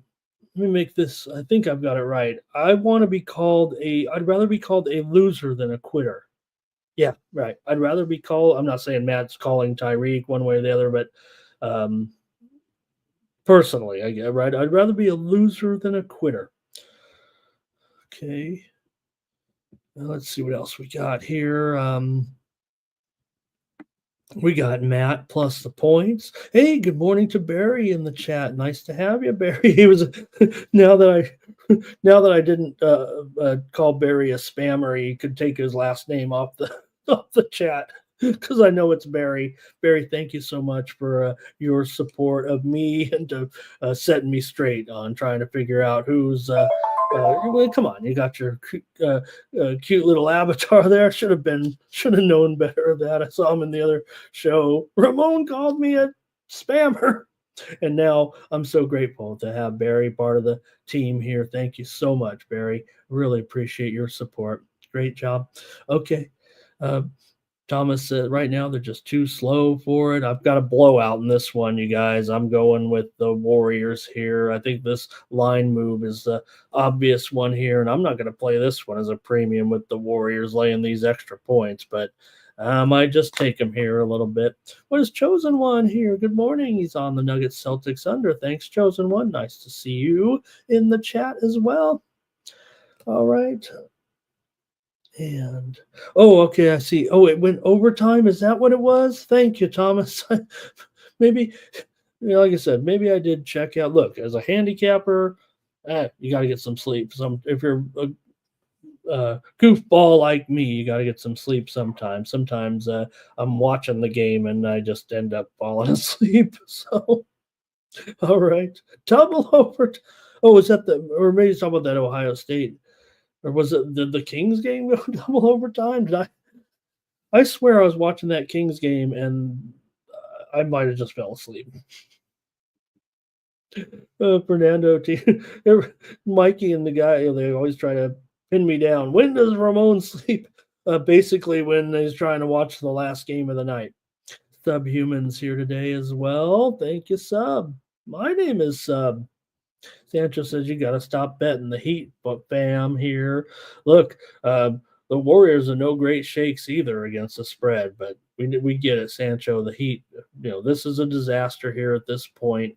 Look at some of these. I guess just by pointing to some of these scores there, right? Can't lose to Utah by 36. All right, that's going to do it for the basketball. Dang, we got to get moving on here. Man, I'm so sorry about that. Let's go to the hockey here right now. We got a big card to talk about and plenty of games here in the NHL. And let's get rolling with the Dallas Stars taking on the Rangers here in this one. You got the Stars favored on the road, big time here. Dollars. Yes, I know this line's changed a little bit, right? Yeah, it's still $1.65, maybe a little higher at some of the books. With the Stars coming in here, playing pretty well right now with a 4-game winning streak coming into this one. And the Rangers, they did win last time out. They've actually won 2 of their last 3 here over the last couple of games here. The Rangers beat Chicago last time out 6-2, and they beat Boston a couple games ago 2-1. They did lose that game to the Capitals 7-4. The Stars, this winning streak right now, Chicago, Buffalo, Ottawa, Utah, Dallas looking good here at this point. The widely reported steam did come in on the over here. We're definitely looking at 6.5s pretty much everywhere right now. 6.5 under, maybe minus $1.15 or so, it feels like, but definitely a move to the under here right now with 2 teams that are definitely going under For sure, especially the Stars. They're 11-23 to the under, 8-20 to the under as a favorite. The Rangers are 5-7 to the under as an underdog, but is mostly the Dallas unders for the most part. Maybe mostly at home. They are 6-15-1 to the under at home and just 5-8-3 to the under on the road, but nonetheless, the Stars always getting good goaltending. Let me call up the goalie computer here. Make sure we see who's in and who's out today with the netminders today. There we go. All right. Yeah. So nothing yet with these two, but I have Ottinger and Quick in there. Quickie 6-5, the 2.83 goals against, and Ottinger here 19-9 with a 2.44 goals against coming into this one.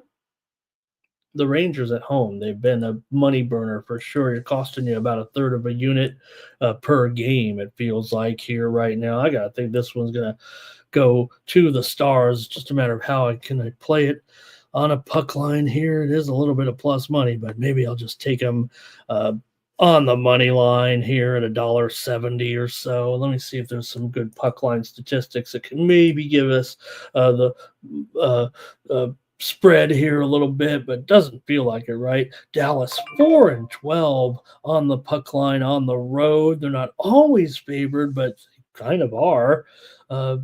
For the Rangers, they're 4-14 on the puck line at home. Now that's mostly as a favorite, but they're still 4-8 against the puck line at home. Dallas, big plus money if you want to take them. I'm going to take them on the money line here. I'm not gonna send out $1.70 as a favorite, but I do like Dallas to win this one tonight against the Rangers. I kind of like this total though, and we'll just leave it at that. I'll take Dallas here at $1.70. It's my show. All right, we can put them in a parlay or something. Hey, I want to say thank you so much to Robert supporting the channel here, gifting a sports money membership to someone here. I don't know. I don't have the resources here. Maybe Mikey does, but whoever it is, congratulations to someone in the chat. I guess on YouTube it does show maybe who got it, but I don't have that screen up. Robert, hey, you know what? Take them a -1. That's a way to get it down there a little bit, right? Great job, Robert. Good call there. And let's see here. How about Sub's video on the Nottingham game? I want to compliment Sub, but I also want to compliment Nottingham, right? Sub is the Nottingham. Nottingham's looking really good right now. Amazing for Forest. How about that? All right, stars over here for our Tomps. Joe T says, oh, thank you, Joe. Morgan got it. Awesome. And so, just to shout out, what was going on. Look, no one has to. We're not making anybody buy a subscription here. I know someone was in the chat saying, hey, you're not a subscriber, whatever. We'd love for you to support the channel, whether it's, like I said, support me by getting my picks or whatever. But we love the support on the Sports Money Network, especially. And it goes to help us continue to develop. You're going to be floored when you see what we've got in store here in the next couple of weeks. We're talking about it a little bit, but hey, 72 Impala in the chat there today as well. Stars in regulation for Matt. Stars here for Philly Eagle Flyer. And yeah, there's a way to get that price down for sure. I usually just stick to, side, me, sides and totals. And hey, you can, base your variance off that type of pick if you're following me, but nonetheless, there are ways to get the price down. Yeah, you're going to be taking extra risks in it, or getting your money back or whatever, but nonetheless, I'll take the stars. All right, got a little bit of steam here rolling in right now in college basketball. Top of the board with St. John's and Xavier. Here's steam to the over in this one. There's no doubt. I think we've seen a couple of unders. St. John's this year, Xavier this year. When these two teams meet, it usually goes over, but that's what we're seeing right now. Steam to the over here with St. John's and Xavier from 151.5 up to 152.5 and higher here right now with that one. St. John's and Xavier just took some steam to the over. All right. Next up here on the ice, we're going to go to the Blue Jackets taking on the Penguins here. Now the Blue Jackets are two different teams, it feels like here. Really, there's home Blue Jackets and there's road Blue Jackets. It feels like for the most part, because the Blue Jackets on the road just 4-12 this season. The Penguins are 11-7 at home, 6-3, straight up as a favorite. So maybe this is a kind of the role for the Penguins a little bit here, despite the fact that they're just a 500 team so far. They've lost 3 games in a row coming into Carolina, Florida, and Detroit. They did get the puck line against Carolina and Florida in a 1-goal loss the last 2 games out for Columbus here. They've beat St. Louis last time out 6-4 at home, and they beat Carolina at home, and they beat Boston at home, but they lost to Boston on the road. Now they did, to be fair, lose to the Red Wings a couple of nights ago, or about a week ago, I guess it was, at home. But still, Columbus on the road, they're costing you almost a half a unit per game. At home, they're winning you more than a half a unit per game. They are one of the biggest home road split teams, if you know what I mean, so far this season. So let's see what we got here trend wise, maybe with the Blue Jackets. Get your plays ready here in this one. Columbus and Pittsburgh have gone over in 4 of the last 5 meetings between these two teams. It's significant because, man, if you looked at any game on this board today, let me look at this total actually on the price. Down to $1.45 at some spots. Maybe the Blue Jackets are taking some action, but the total here, 6.5 over, minus $1.25 or $1.30 or so. I mean, if you look at two teams here, you'd think about a total. These two teams are a combined 50-29 to the over this season, including Columbus 20-10 to the over as an underdog. Maybe Pittsburgh goes over a little bit more heavily. No, I think it's a balance, but still, over has been the call when it comes to these two teams. Columbus has gone over in 6 of their last 7 games overall. Pittsburgh has won 5 straight games at home against Columbus, and they've covered the puck line in 7 of their last 8 home games overall. I'm showing Merzlikins and Yari here in this one. I think that pretty much agreed on the sites right now is from what I'm seeing here. Oops. I just closed the goalie computer. Uh-oh.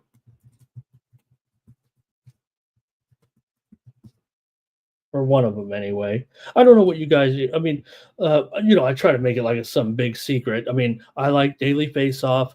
I like the line, the 2 line services, and I like the RotoWire goalie grid. So I don't know what else you guys use. I mean, I do have my tweet deck over here that just went off, but I keep an NHL beat writer and I kind of watch them go up here a little bit too. That kind of helps a little bit as well. So. All right, or let me know what you guys use. I always like to hear what other people do. Okay, let me see here. Just want to pass a few more and get your picks on this one with the Blue Jackets and the Penguins. Columbus has lost 18 straight times in Pittsburgh when they were an underdog. I'll take Pittsburgh. Probably, maybe that should be a premium. I don't know. Pittsburgh's been covering these buck lines, no doubt about it. But at $1.50, I'll take Pittsburgh. I kind of want to use that as a premium, but give me Pittsburgh here in this one. See what you guys have to say. just 18 in a row as an underdog. They've lost in Pittsburgh, and they're pretty frequent opponents for sure. Matt's on Pittsburgh money line. Robert went with the over. Philly Eagle Flyer says, how about Penn's money line? Over 5.5. Put it in a parlay. Full game draw. Joe T says maybe first period over here. And Robert, I think either he's saying either yes to Joseph. It could have been Matt. It could have been Robert. It depends how slow on the draw Robert was with typing his arrow there. Jake likes Pittsburgh, though, here, too. Wow, Pittsburgh, almost consensus play, it looks like. But, all right, let's continue on here. We've got the Oilers taking on the Bruins in this one. Oilers here, man, these Oiler prices never feel comfortable right now, but obviously bookmakers, sharps, whatever the case may be, are kind of pointing to the fact that the Oilers are back. They're finally doing what they're supposed to be doing this season. It feels like 24-12. Boston just 20-17, yeah, with a 4-game losing streak right now for the Bees. They lost here of late to Islanders, Toronto, Rangers, Washington, all these familiar opponents here, but now they're going to at least host a Western Conference team. But no doubt Boston having some problems. They're just 6-8 as a puck line underdog as well, but Edmonton 12-23 as a puck line favorite overall. Still Edmonton 7-2-1 in their last 10 games right now, and this one is yeah, I think that price is pretty accurate here, it feels like right now. Edmonton, they've won, is it 8 of their last 10 right now?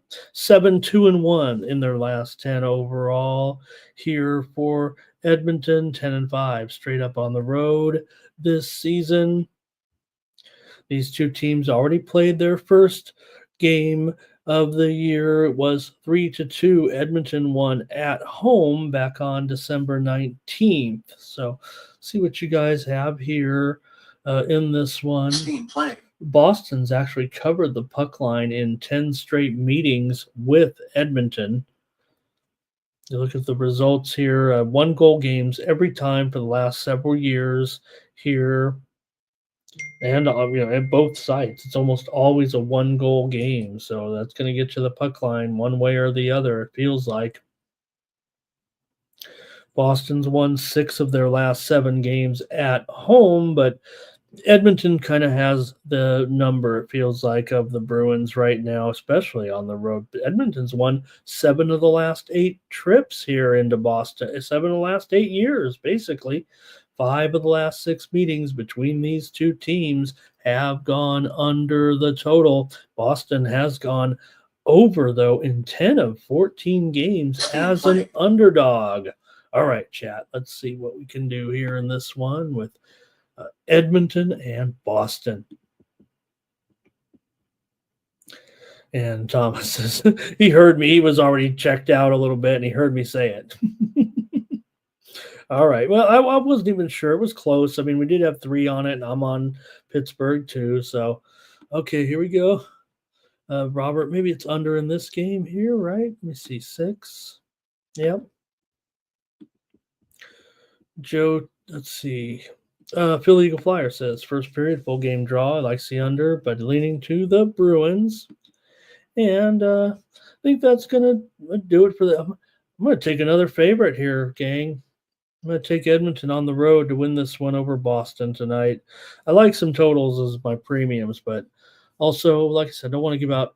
I don't mind as a premium. I don't mind maybe $1.40, $1.50. I don't like to get too far ahead of that. I think everyone who subscribes to those picks know I rarely, give out any big. I had a $1.70 game out there the other night, and that was pretty rare. So I specifically try to make the premium picks, especially in moneyline sports, closest to a pick 'em as possible. And then, hey, we've got our show here. We give out a bunch of plays. That's what I do.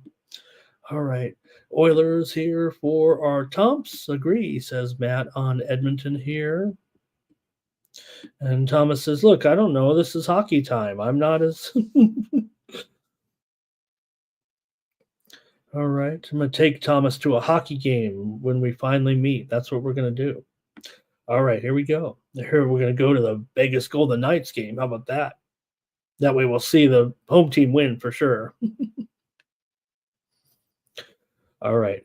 Next up is the Senators on the road here, taking on the Red Wings. Senators also feel like a team that the Sharps are a little bit in love with here right now. And hey, why not? They're playing pretty well. Well, they've lost two in a row here right now, and Detroit's actually the hot team coming in. But I mean, just in general, Ottawa sporting here a record over 500 is pretty good. It feels like, hey, look, I'm only down 1,500 over here, and we better win today for sure. All right, Detroit, they're on a 4-game winning streak here right now over Winnipeg, over the Blue Jackets, over Pittsburgh, and over Washington here on this little winning streak right now. But Ottawa's won 6 of the last 7 meetings between these two teams, covering the puck line in 5 of the last 6 overall between these two. Now, like I said, Detroit is the hotter team here coming in. I guess I almost have to correct myself. I think of Ottawa as a winning team here of late, but yeah, they've lost a few, no doubt, here recently. They lost to St. Louis, lost to Dallas. They did beat Minnesota, but lost on here. They're on a long road trip. That's really what it is. I say long road trip. They did return home for Christmas, but then hit the road again. So they didn't play any games. They lost to Edmonton, had Christmas, and then went right back out on the road. Maybe that's part of the problem here a little bit. So let's see what you guys want to do here in this one. In Detroit, the underdog does very, very well in this series when these two teams meet. Ottawa, the steam came in on the over. Let me see, 6 over 20. Is that right here right now? No, that is not right. Okay, we got to correct that for sure. I think that was a typo. 5.5 over 20. If anything, it could be 6 under 20, but it feels like 5.5 over 20, or maybe even 25 is the most accurate line here possible here. And I'm showing Ottawa now. Yeah, maybe $1.15 for the most part here. So let's see what you guys want to do here with Ottawa taking on Detroit. Hollywood isn't anything. Okay, so Ottawa, they've owned this series for sure of late, winning pretty much every time against Detroit. That's what you'll have to buck here if you want to take the Red Wings, because it has been a dominant series for the Ottawa Senators.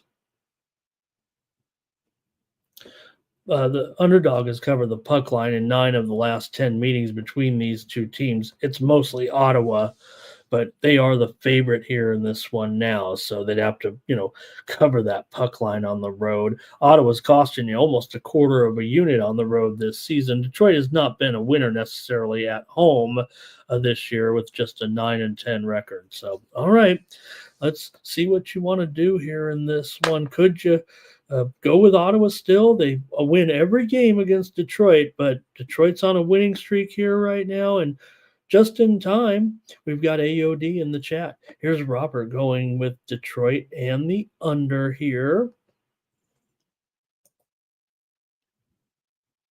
But just in time is AOD, our Detroit correspondent here in the chat. And let's see if he has... Well, he's just singing the song. I was looking for a Detroit pick. Matt is on Detroit. R. Tom says Senators here. And that might be it from you guys.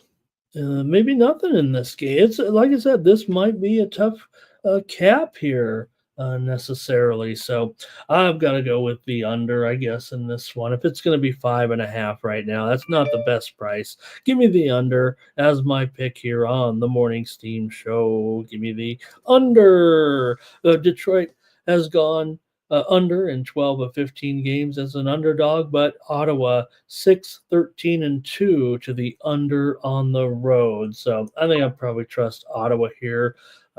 these, against Eastern Conference opposition, they definitely are going under in pretty much every game. And Sub says, maybe with the goalie situation here in this one, could be a bit of a factor today. What am I listing there? I've got Talbot in there against Forsberg, and I think everyone's kind of questioning Forsberg a little bit here, but I'm not sleeping on him necessarily, but still just 4-7, and Talbot 7-9-2. I'll take the under though in this one.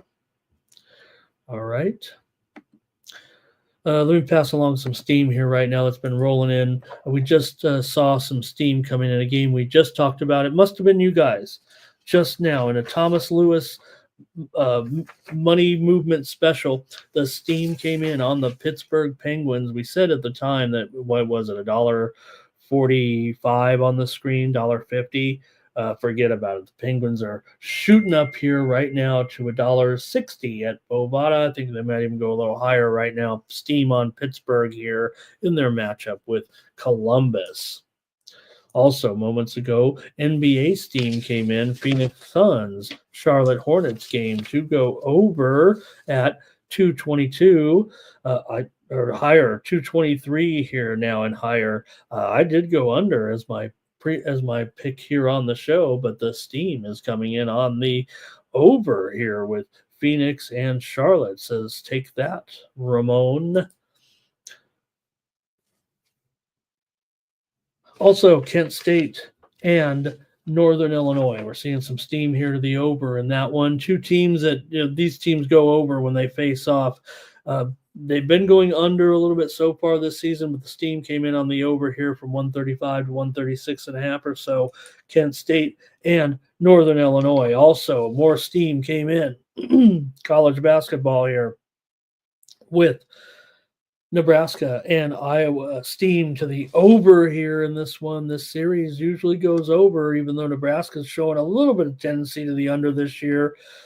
This series is an over series, and we saw Iowa with that incredible game, interestingly, right, against Wisconsin. And then Wisconsin came back, obviously, and ended up going under in that last game yesterday with Rutgers there. So here's over steam with Nebraska and Iowa. Was 159, call it 160 or higher here right now with Nebraska and Iowa.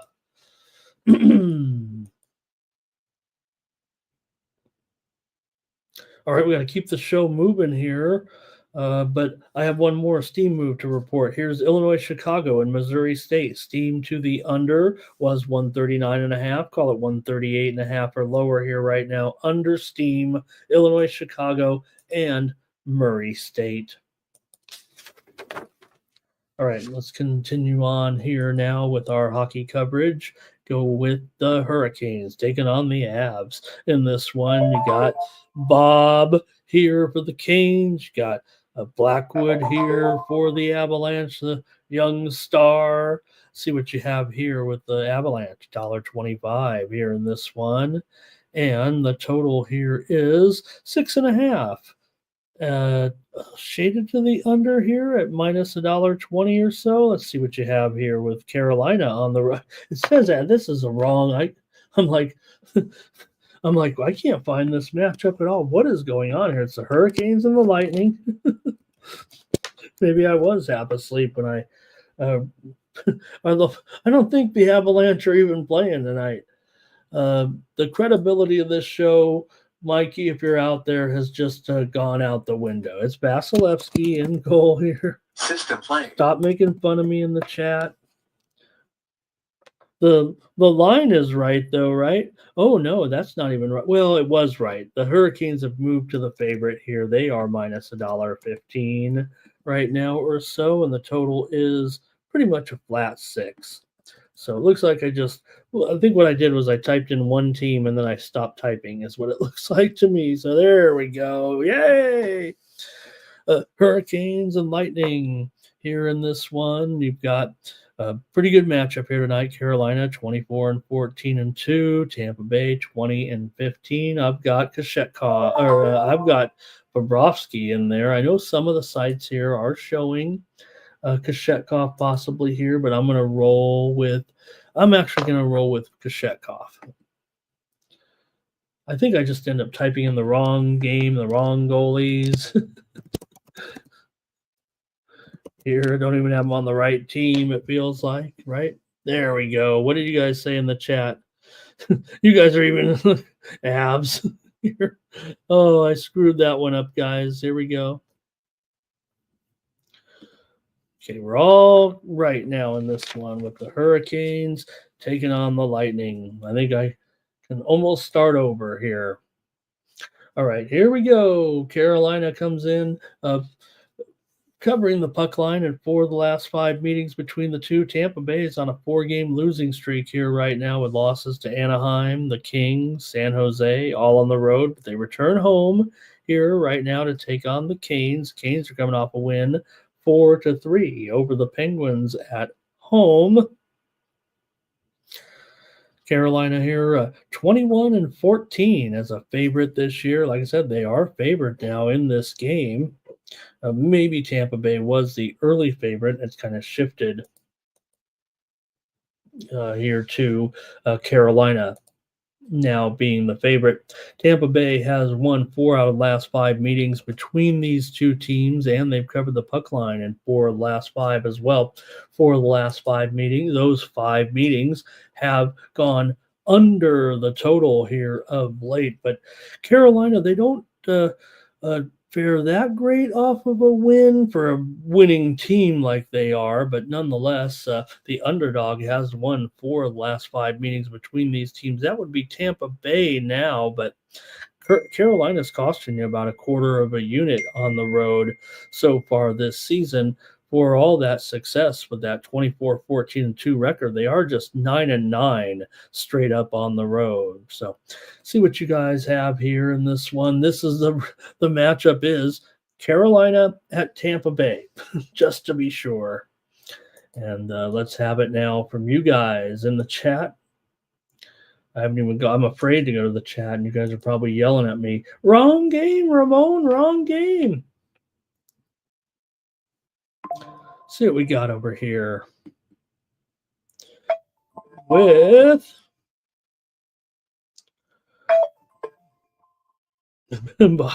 Robert McCormick says Bob Ross plays for the Canes now. To be fair, I'm a Bill Alexander guy. Okay, I mean, look, I love the Bob Ross movie. We already talked about this. I thought the Bob Ross movie was cool, but I'm still a Bill Alexander guy. I mean, come on, Bill Alexander was the OG, right? He was he? Did you think he was jealous of Bob Ross and the fact that Bob Ross was? He was kind of an amateur painter in a way, right? I wouldn't say it, to his face, but all right. System play. Or at least I guess that's what the movie kind of portrayed. I don't think he was, could you imagine? He had all the girls. He had. All right, here's Canes in a full game. First period full game draw. Tampa Bay and the under. Here is Canes and under. Matt's on Tampa Bay here. And Fernando says, what does sub mean? Oh boy, Thomas. Thomas has a life. He doesn't come by for any of the live shows or anything. We got to respect what Thomas is doing. But Thomas says, what is sub? I don't have that. Let me see. I think I can do it here. Let me see if I can't. I've never done this on this show, but I think we might be doing it here right now in honor of the man. And Sub's gonna, laugh or see if I can.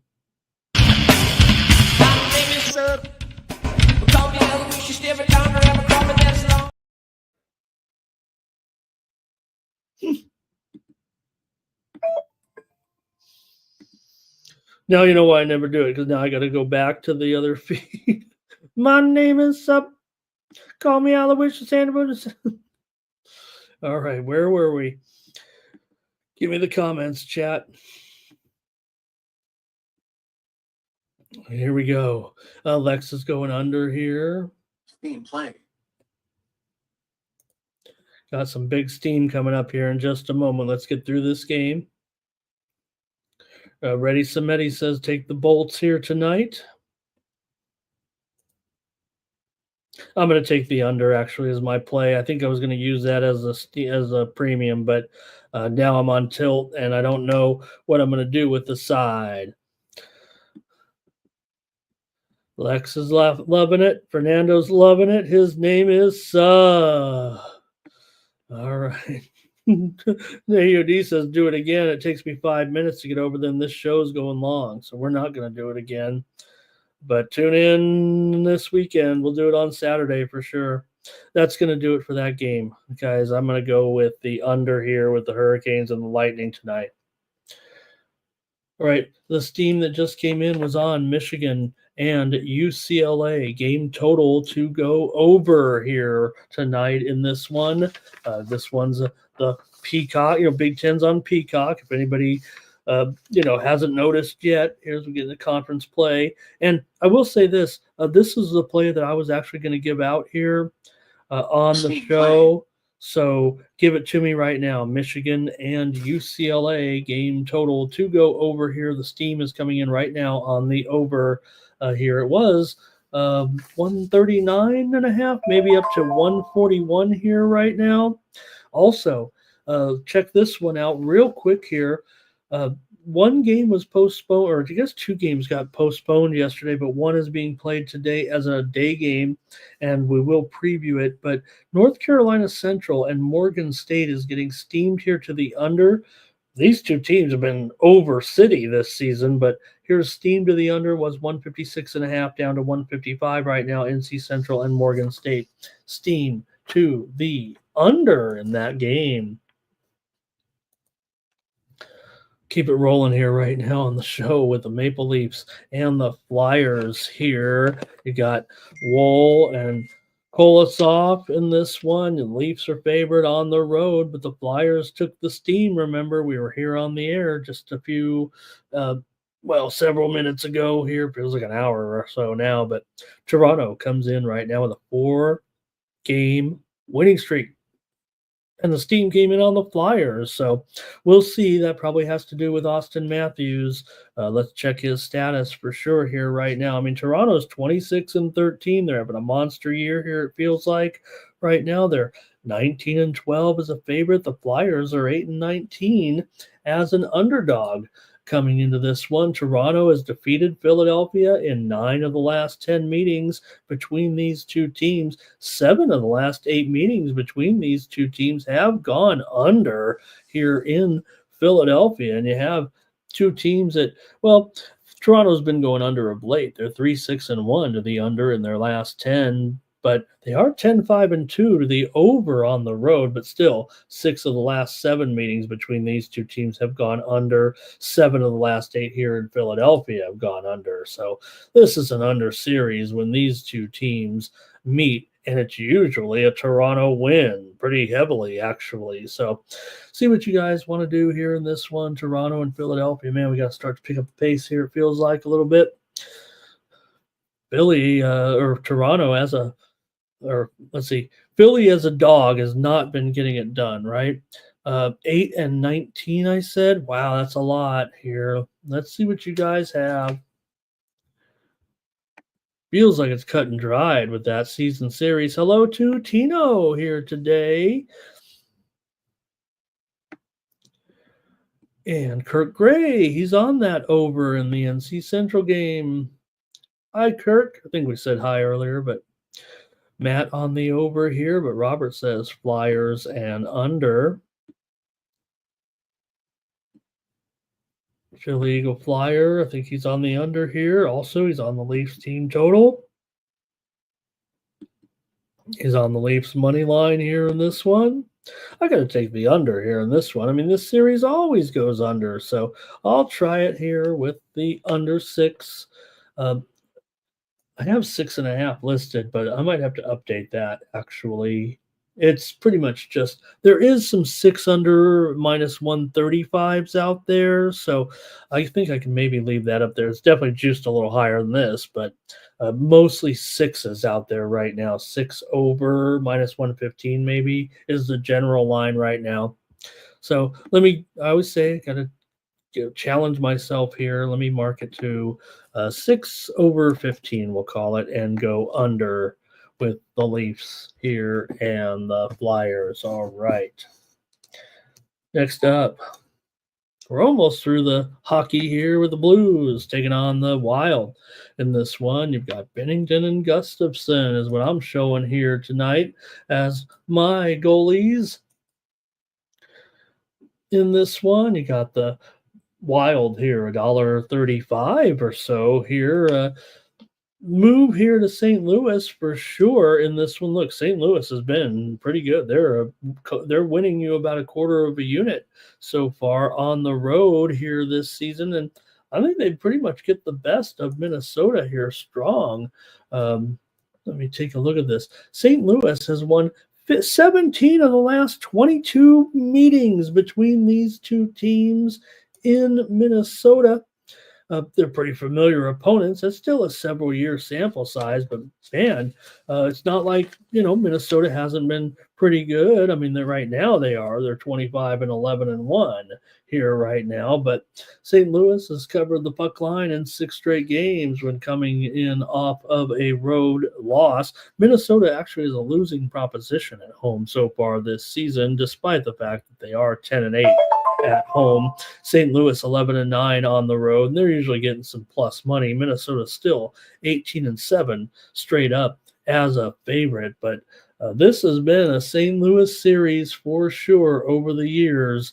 They've often got the best of this one against the Minnesota Wild. So see what you guys have here in this one with St. Louis and Minnesota. Tonight, Minnesota has won 5 of their last 6 games. Overall, they're on a 3-game winning streak coming into this one with wins over Carolina, over Washington, over Nashville. What do you guys have here? St. Louis and Minnesota tonight. St. Louis for Matt. Robert's on the Blues. Jake's on the Blues. Ramon's on the Blues. Let's take the Blues here as a dog. They fare well in this series, and I think when you have common opponents like their familiar opponents like this, those are the ones where I kind of trust the season type series, the regular series between the two. So thank you, Philly Eagle Flyer, for your action here on the pitch today. All right, give me the Blues here in that one. That was almost a consensus play, too. Look at that. Thomas saw it. He was awake. I don't want to say it like that. Thomas ain't sleeping on the job. We know that. Thomas, if I ever end up broadcasting the morning steam from a gigantic studio, it's going to be a job. All right. Right now we're in the satellite studios. All right, we do have a little bit breaking news here right now. Let's get to it.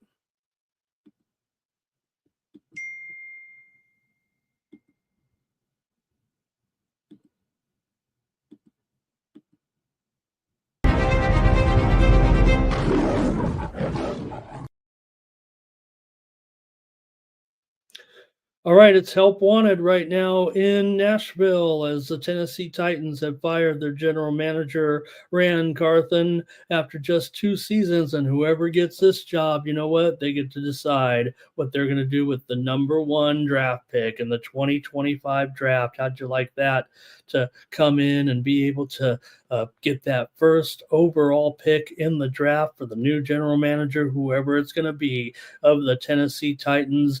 It has been a disaster. We know as better as the Titans here, right? Not good. When you have the worst spread record in NFL history, that is a whole reflection. It's a subtle reflection, right? Because it's not something that maybe the mainstream media will talk about, but what it actually means is you failed to perform far under the public's expectations, and Rand Carthen has been fired as general manager here this morning of the Tennessee Titans. So they're going to be looking for a new general manager who gets to pick the top pick in the NFL draft. We know that they need a quarterback. So, I don't know if Shedeur Sanders wants to be in Nashville. Hey, Nashville's a great place. There's no doubt about it. It's a wonderful place. We know how many people are here in Nashville. And you know what? Nashville is also a little bit of a hotbed for sports information. If you don't know, now we know Action Network's a big corporate, but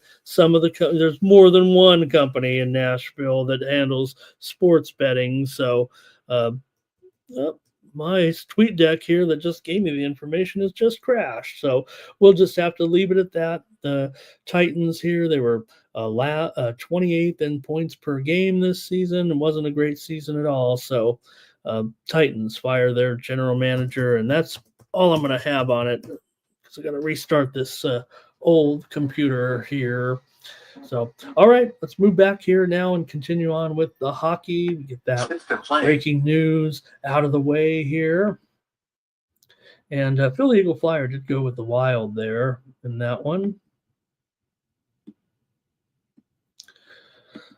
And we'll continue on here. Next up with the Nashville Predators in their matchup against the Winnipeg Jets. Just coincidence that we're talking about the Nashville teams here, but Nashville 13-20 and 7 on the road. Maybe Nashville could be they're underachieving here a little bit, like I said, but for some reason they've been pretty popular with the sharp bettors here of late, but they're up against the juggernaut Winnipeg team. Winnipeg's actually lost 3 in a row coming into this one. Nashville's actually won 2 in a row coming in right now. Winnipeg's lost to Detroit, Anaheim, and Colorado coming into this one, but this line here actually has been going up here at some of the square books. It's up to $1.68 or so for the Jets. Some of the sharp books, that's $1.50 on the nose at circa. So I think we can kind of leave that there. The total here,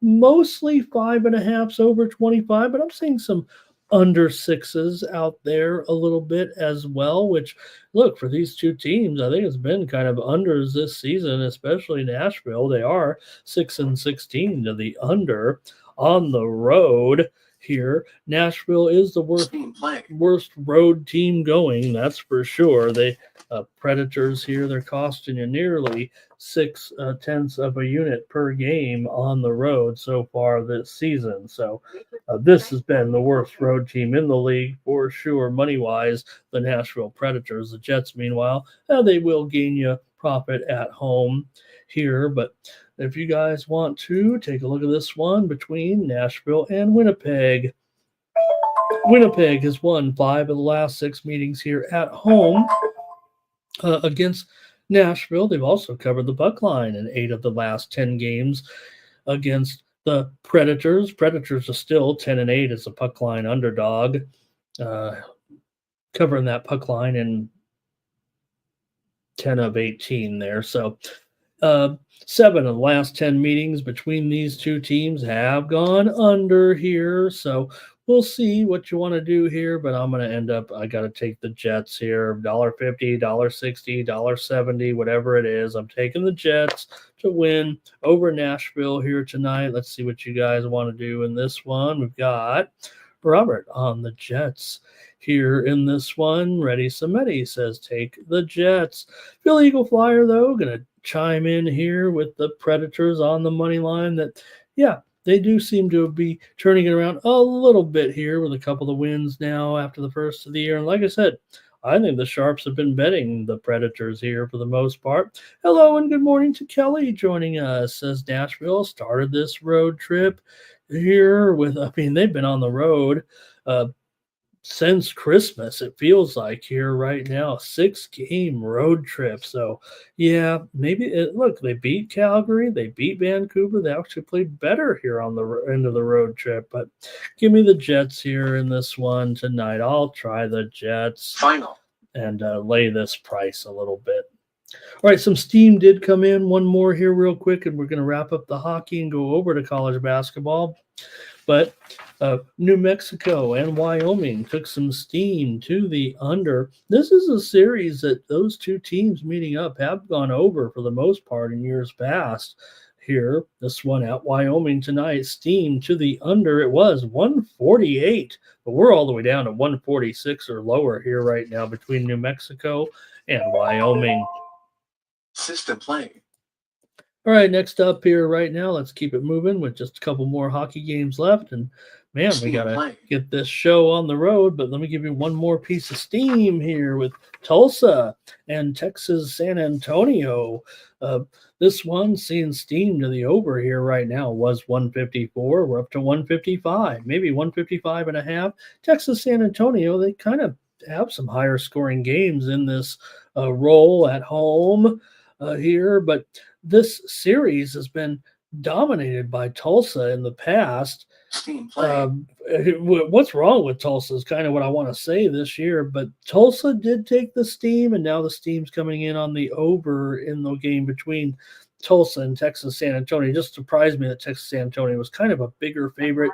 We knew they'd be a favorite right now, the way things are going, but this was always so far when these teams have met in the past.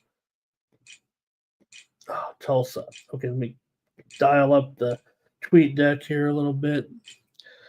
Steam just came in right behind that. Eastern Michigan and Toledo. Steam to the over here. It was 152, probably up to 153 here right now with with Eastern Michigan and Toledo.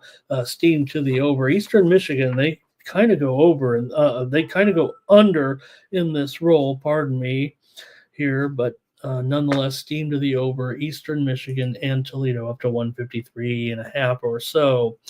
All right, got a couple more hockey games here right now, and let's take it out with the Flames taking on the Ducks here in this one. The Flames are another one of those teams, man. On the road, not so good. At home, very good.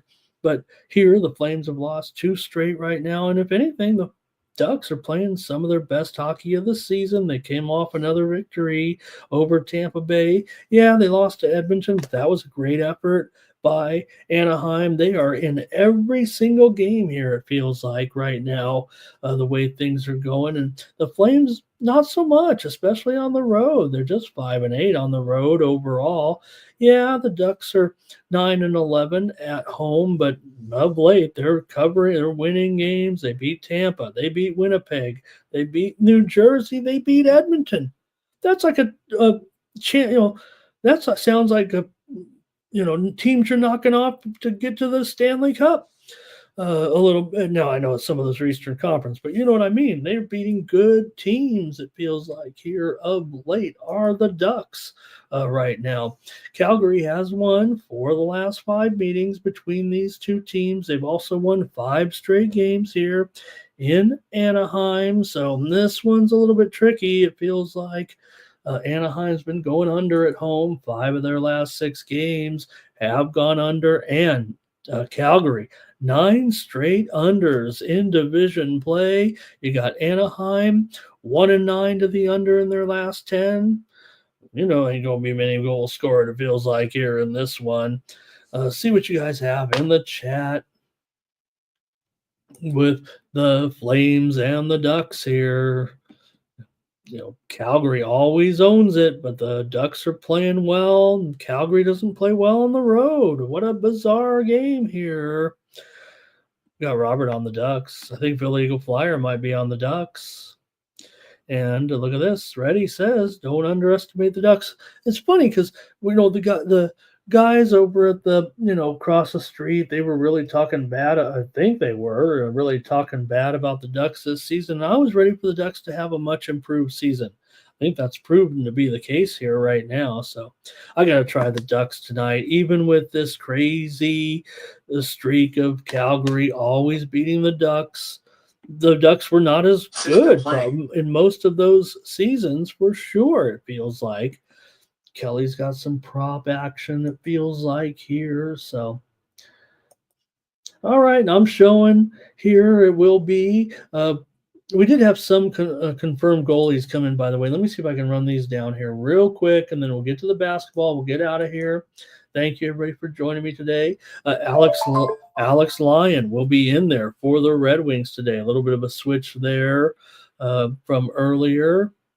And Quick is likely for the Rangers.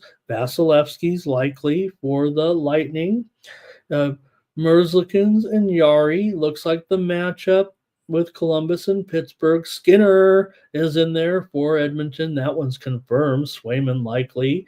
The Flyers will have Fedotov in there today against Joseph Woll in that matchup. And that was a surprise, right? I think because Fedotov played his first game in over a month in that game against Toronto. They ended up losing that game in overtime, 3-2. But I think they're coming right back with Fedotov here in this one. The big man is 3.42 goals against, but is 4-4-2 overall. I ended up taking the under in that game, sight unseen. I think there. Did we have Fedotov? I'm trying to remember. And I think that might be it for the confirmed goalies as we get closer to being out west here. So, all right. Let's see here what you guys do with this one, if anything. No, I think we got it already. Philly Eagle Flyer here. Kelly, think you're bringing the info here, Kelly. Not so much me. You're big time, my friend. All right, here. See what some of the problems might be here, says Reddy Samedi. Says they got a 70.5% success rate, very poor on their penalty kill. Philly Eagle Flyers heading over there to the dispensary, says take these play. Yes, well, you know what? Tuesday's Senior Citizen Day over here at the dispensary. I don't know how I know that, but all right. I'm a senior, you guys. All right. Here we go. Last up, the Knights are going to take on the Sharks here in this one. Yeah, you can have the Knights. Big favorite here, 250 tonight. And the total 6.5 under at minus 120 or so with the Knights here. On the road against San Jose, Vegas has won 11 of the last 12 meetings between these two teams. But the Sharks have won 2 in a row here right now with wins over New Jersey and Tampa Bay here at home. So they're on a long homestand here is San Jose right now. Now, Vegas has won 5 straight meetings also between the two teams. Like I said, 11 of the last 12 trips here into San Jose have been won by the Golden Knights. Vegas has also covered the puck line, man, left and right, it feels like. Now, most of those are at home for sure, but still, Vegas, one of the best puck line teams in the league as a favorite, 18-11. And if you look at the price today here, right, even though they're a favorite, they're still just minus $1.05 on the puck line here. 18-11 will cover that every time. And again, when you're a puck line favorite, you know you're going to be getting a little bit of good money, but also they're not always 250 against every team, just against these low-life teams a little bit. So it feels like it's a pretty good situation to try the Golden Knights here. The Sharks are slightly profitable at home, and they are 27-18, 27-15, of course, on the puck line as a dog. They've been underdogs in every game this season. So, all right. I'll take your comments, and then I've got one more steam move. Well, we'll just get right into the basketball after this. I got a basketball steam move coming in right now, but go ahead. Give it to me here. I guess I'm going to have to take the Golden Knights on the road here, laying the puck line at minus $1.05 as my play here on the Morning Steam Show. Here we go with Matt on Las Vegas, minus 1.5 here in this one. And let's see here. Kelly, she's the president of the Gurdjieff fan club here, I think. take a look at what Reddy said. It's actually 26-2-5 there. And yeah, they had that losing streak, but no doubt they've won 2 in a row. They've been at home all these games, right? Kelly says, what about the first period over here in this one? And I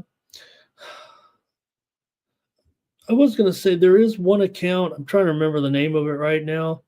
I mean, I don't do my own first period stats, quite frankly. There's an account on X. A guy publishes the first periods if you want to get into it. Here's Robert on the over here. Sir Mackey. Okay, that's it for hockey, you guys. Let's move on to the basketball. Thank you. Did anybody get on the plays there? Oh, I don't think it was a consensus or anything. We'll give you the Knights in that one. Okay, college basketball. Big sheet, big games here today. Final. And we'll take a look at some of these right now. Just now. No, not the final from the Russian KHL Hockey League, but Steam came in, Cincinnati and Baylor. Team total to go over here in this one with Cincinnati and Baylor. It was 137 or so, but I'm seeing a pretty big move here right now. This one could go as high as 140, it feels like.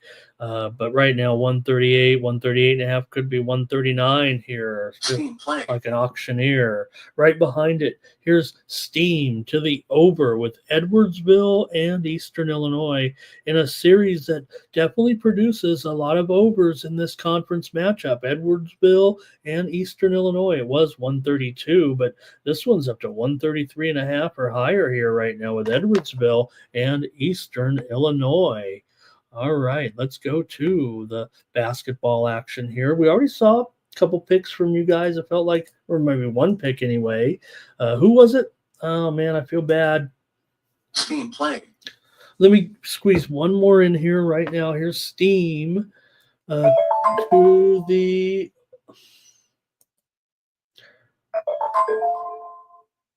Make sure I get this right here.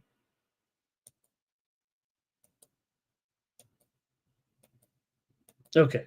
I think we gave it out already. I think it was a mistake here. New Mexico and Wyoming game to go under. All right, here we go. North Carolina Central. Just mentioned this one. It's a day game. It's moved to 4 Eastern and 1 Pacific. Late afternoon, I guess, out east here. Both teams have lost 3 in a row. Hey, did you guys see last night? Were you watching the some of the MEAC action last night? Did anybody watch the game between Norfolk State and Delaware State? And did you see Deshaun Jackson at halftime getting a standing ovation in the little, I know it's just a little gym, the Delaware State, with the smaller conferences, but he got a standing ovation. He made a speech to the crowd. Deshaun Jackson, the new head coach of Delaware State football, interview with him at halftime. He was looking pretty good, wearing his Delaware State jacket and everything. So that was really cool. Deshaun Jackson, kind of taking a page out of we've seen some of the schools take a chance on some of the former athletes. Dion style. Deshaun Jackson, though, he looks the part for Delaware State. All right, both these teams come in with 3-game losing streaks actually here right now with NC Central and Morgan State. Ton of overs between these two teams, though, like I said, and I saw someone in the chat, forgive me now, we're well past that, but stepping on the over here, you got Morgan 10-3 to the over, Central 9-5 to the over overall in this one. So this one got delayed by a day. They had to cancel it with some weather situation here, but last season, the teams actually met 3 times last season, and it was Morgan State winning 2 of the 3 matchups, including the postseason matchup, 88-79 as a 9-point dog. Morgan was able to get it done. Morgan got it done in the road game too at Central, but they lost. Ooh. You got me, gang. They lost at home 83-63 in that matchup. So let's see what you have here in this one. Morgan State and North Carolina Central. Like I said, I already saw in the chat a little bit of over. The steam came in on the under, however, in this matchup. So I'm going to take Morgan State at home as a dog here in this one. Plus, I said 3. That was yesterday's line. Actually, I just wrote in yesterday's line thinking it would be the same. I actually haven't checked here. 3.5 and 156. That's good enough for me. I'll take Morgan State as my play here in the day game on the morning steam. Like I said, big time overs for sure, but the steam came in on the under here. Still, the line really didn't move under by too much. In fact, it's pretty much the same as the opener. This is that was the line yesterday. And right now it's 3.5 and 156. All right. Fernando leaning to Central. Bobby Mack on Central. You guys are going against me here in this one. And Kelly, that's it for you guys. I know, tough game there with the MEAC matchup, but nonetheless, want to cover that one that postponed from yesterday, move it to a day game today. Here we go. We're going to roll these off pretty fast here as usual.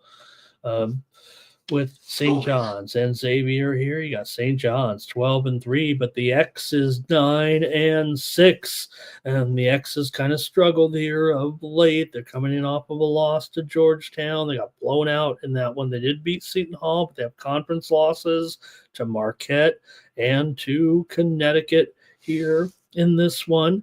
Xavier's done very well, however, in this matchup in the past with St. John's, and they are at home here. Like I said, this has been, it feels like, mostly an XU game when they play in Ohio. So see what you guys want to do here. I mean, look, we've seen the comments. It's funny, right? We've seen comments this week from Patino, and I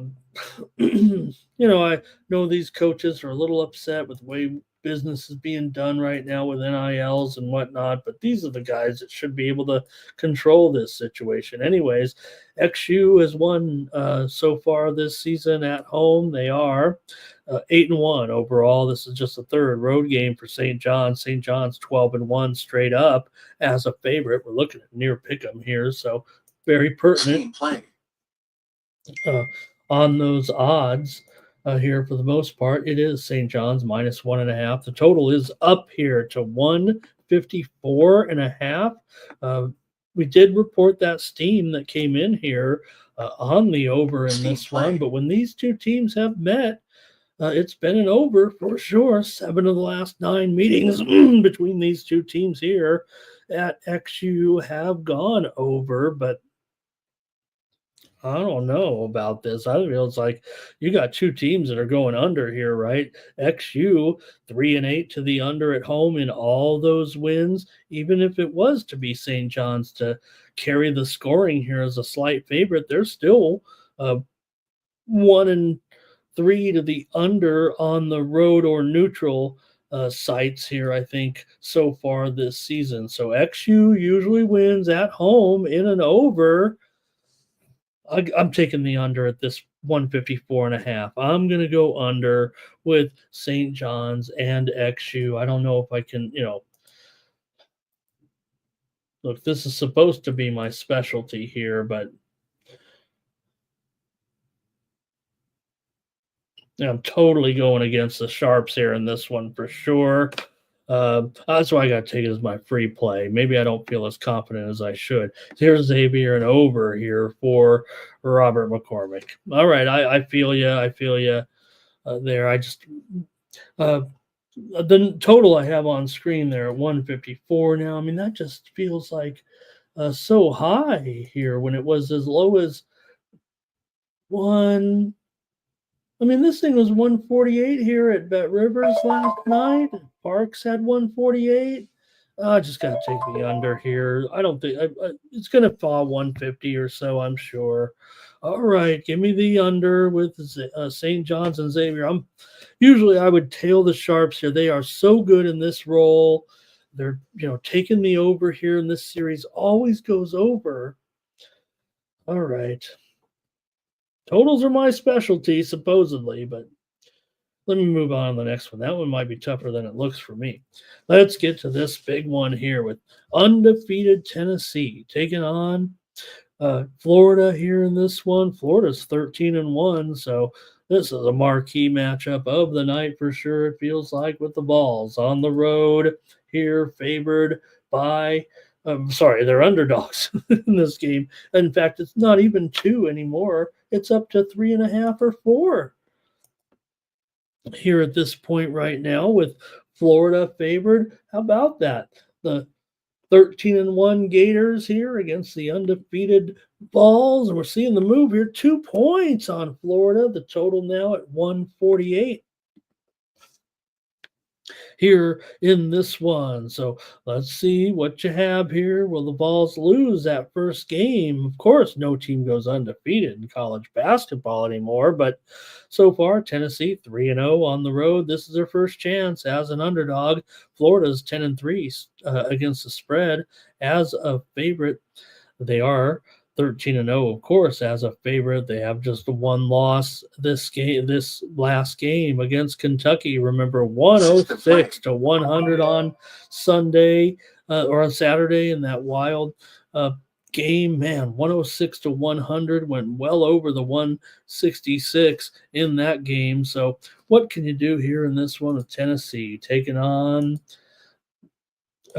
the Gators here in the game of the day? I'm figuring the whole schedule. Doesn't it feel like it? Tennessee's gone under in 5 straight road games right now. Not much more I can do here. We could talk about, some of the personnel here maybe, but, you got the guys like Lanier, Milicic on Tennessee, pretty good, right? Ziegler runs the show. As good of a guard as anybody playing right now, it feels like, averaging 8 assists a game. Can you believe it? Meanwhile, Florida, you got Clayton. Clayton's done a great job. He does a great job with his scoring, with his passing. You got a big man like Condon in there. Really good game here tonight with Tennessee and Florida. Probably get a few comments out of this one here for sure. Let's see what you got. Got here Sir Mackey on Florida. Curtis is on Florida. And yeah, Reddy says, look, these teams are almost identical, it feels like, here right now.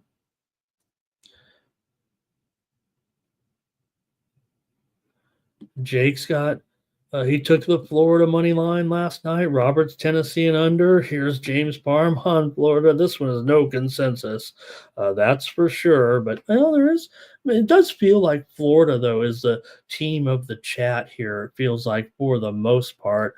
I'm scared. Give me the over here in this one. If we just saw the 200-point game there last time out, Kelly's going to lean with me here in this one.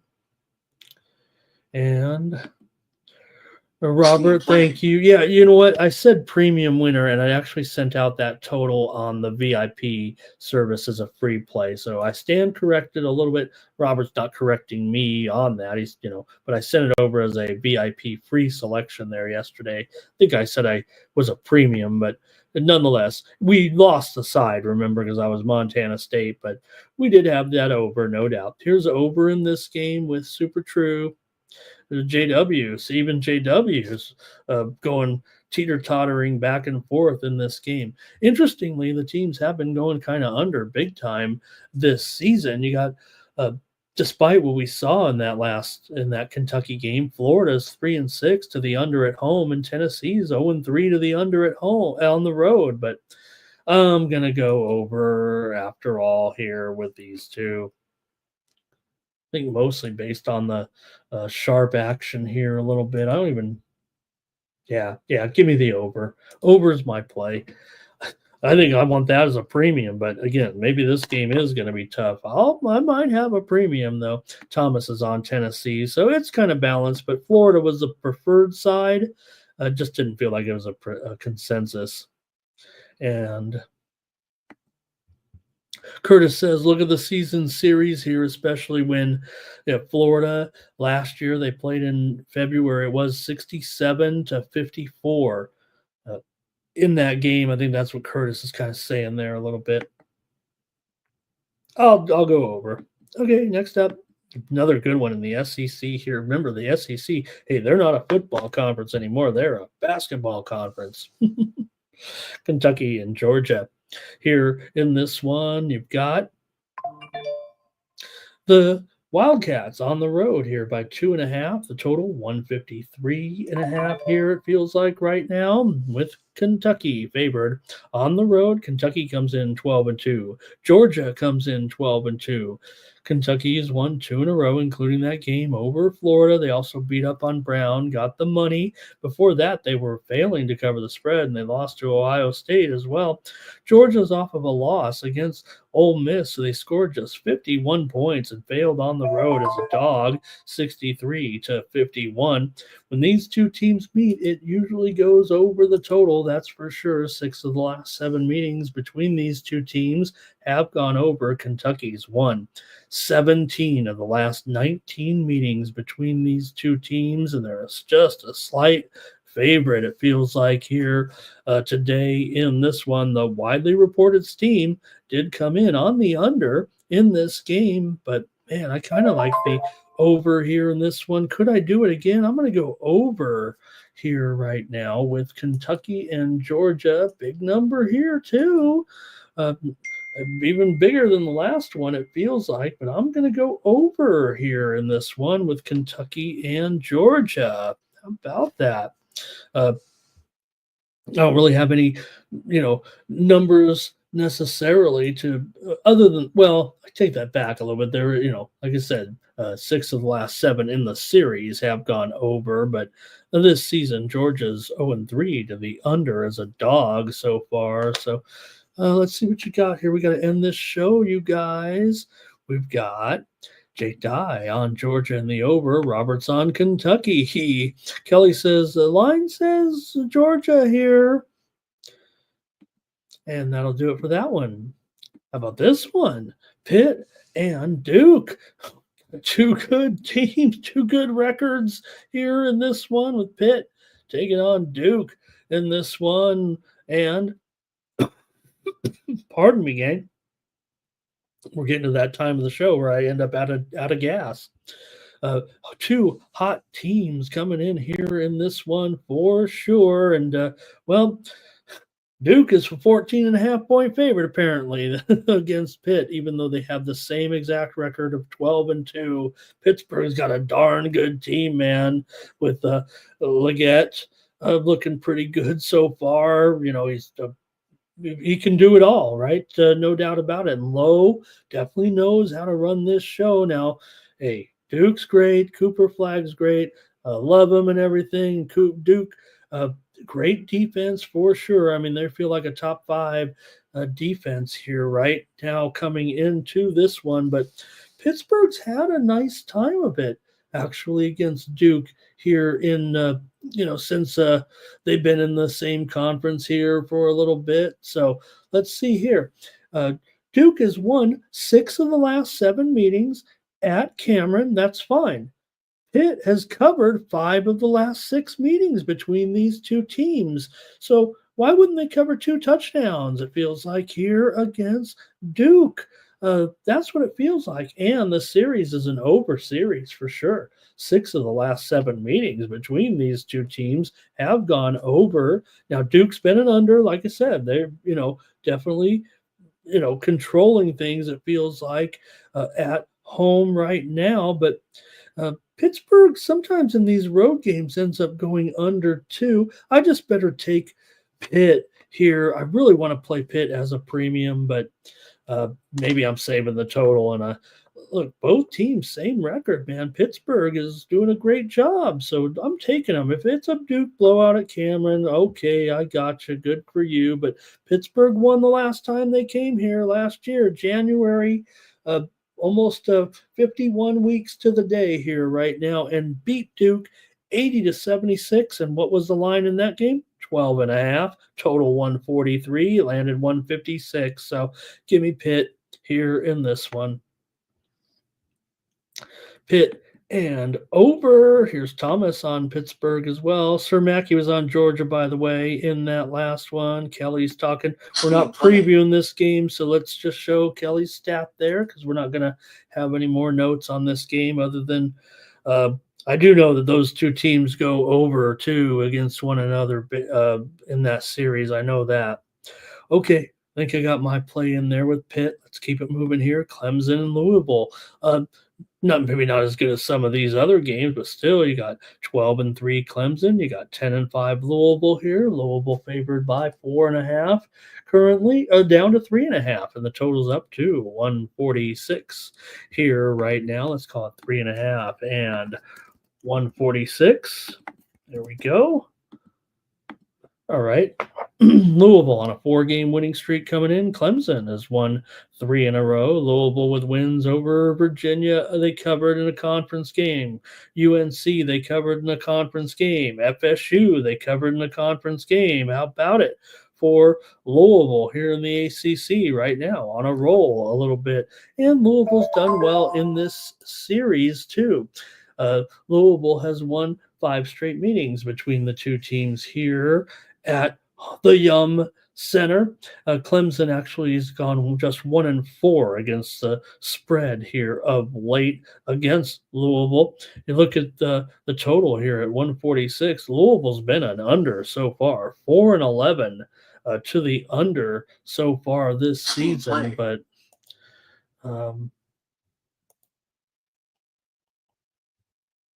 let me see if I got it here. I think I'm on the over. Let me just make sure here. Get my notes straight after got some hockey steam coming up right after this.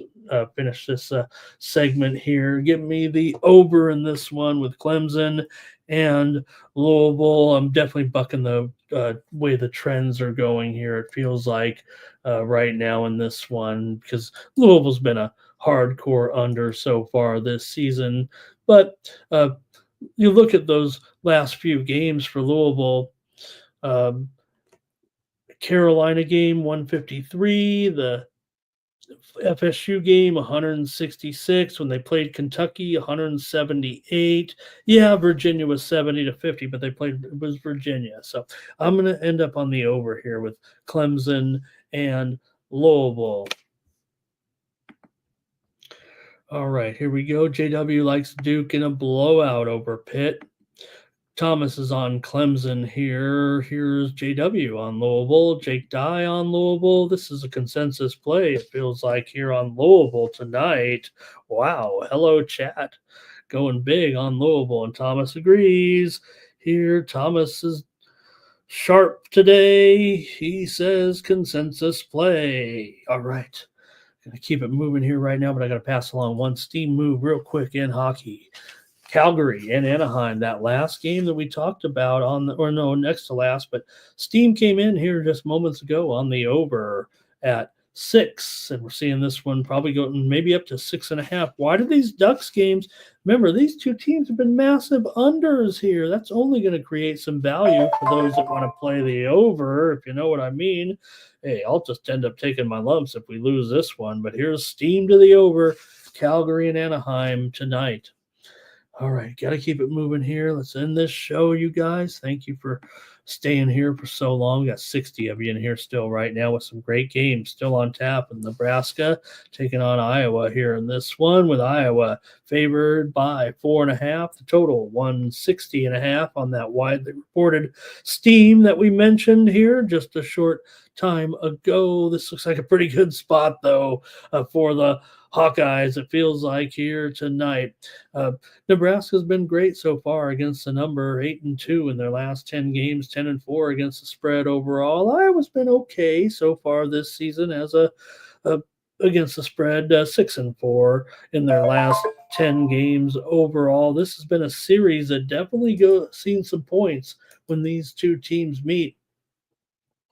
In fact, 5 straight meetings between these two teams here in Iowa City have gone over the total. 6 of the last 7 meetings overall between these two teams have gone over, and the steam came on the over. The only thing is, I've just picked a bunch of overs, it feels like, on those other SEC games. So give me Iowa here tonight. That's not the real reason why, but I'll take Iowa here. They're 10-1 straight up as a favorite. It's 8-1 straight up at home. They've won 10 of the last 11 meetings against the Cornhuskers here, and still got to cover a number, but I'm going to take Iowa here tonight against Nebraska. Kind of feel like it's a premium, but I don't know if I'm going to fool around with that total. I still might, but just want to give out a good play here. I'm going to take Iowa with Robert. Kelly does like the over, though. Robert likes the over, too. Interesting there. Thank you, Kelly. Thank you for everything, and thank you for your correspondence. That always cheers me up when I hear from you. Thomas says Iowa's in we got Iowa enough here for a consensus play. You got Robert on it. You got you got Robert Dixon. You got Robert McCormick on it, and you got me on it. So there you go. JW said he liked the Sharks in that other game. All right. Well, I would have picked the total there in the Iowa game if I'd have known you guys were going to like it so much. But here we go. Consensus play on Iowa. We got a 6-teamer for someone tonight. Let's break the bank. Georgetown taking on Marquette here. Come on. You got Easy Ed Cooley, a double-digit favorite in this one against Marquette. Now, look, I get it. You got Shaka here. It just feels like nobody's given Georgetown any respect, and they've already done everything they needed to do to prove to me that, and sure, do we always kind of just, maybe I should talk about some of Georgetown's personnel. I mean, with Sorber, right? Good scoring, good rebounding. You got Mac as well for Georgetown, right? I just always talk about Coach Cooley, and it feels like it's a tired storyline in a way, but why would it be? I mean, here's a Georgetown team 7-3 against the spread in their last 10 games. They're 12-2 overall right now. They haven't even cracked the top 25 yet. Marquette, number 7 in the country. I get all that, but still, maybe this will be the one that they teach them a lesson here and say, hey, you guys are imposters at this point. But Marquette still 3-6-1 against the spread so far. I gotta take Georgetown again. I can't lay off these guys. The widely reported steam did come in on the over in this game. Georgetown's specialty right now that Ed's got them feels like anyway is defense, is their improved defense of Georgetown. They are in the top 10 in the country in 2-point field goal percentage, top 20 in the country in field goal percentage allowed by my numbers. Top 25 in points allowed so far this season. Georgetown 4-10 to the under overall here so far. So, yeah, the steam came in on the over, but Georgetown's going under. I don't know if it's going to be an over. I'm taking Georgetown, though, plus the points. See what you have here in this one. And Jake there, he said he likes his Hawks. It's his Hawks here in this one. I remember, Jake, I had this awesome, as a kid, I had an awesome Hawkeyes poster, football poster. When you're a kid and you get some out-of-town team, you're like, I love this Hawkeyes team.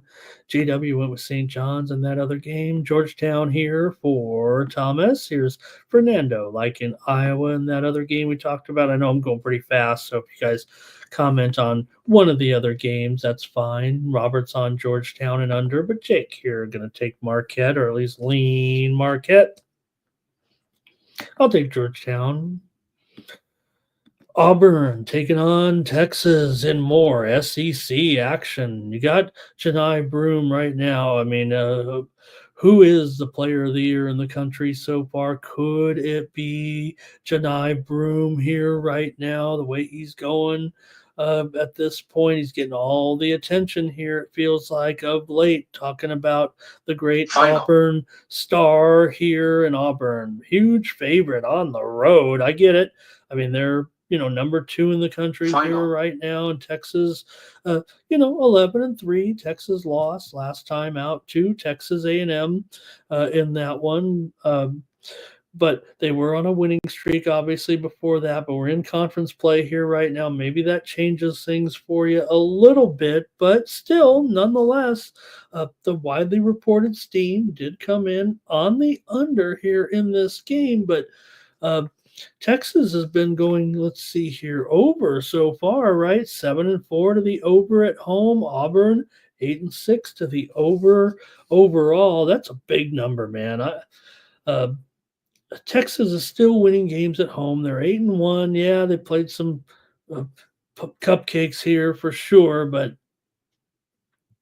now with Texas in the SEC, could they be overmatched here a little bit against the likes of Auburn? Let's see what you guys have on this one. I still want to take these points at home, even though Texas really probably is not going to be on par with these guys, it feels like right now. Look, Johnson's the best. Johnson's right up there as far as how many points he's scoring. They're both, him and Broom are both like 19 points per game scorers here coming in. But maybe for me, maybe Texas does have enough bodies here. I'm not saying that Broom is a one-man show. Auburn's got a great team, but you've got Kaluma, you've got Larry in there as well. Larry, that's his last name. You got Larry, you got Steve, you got Joe.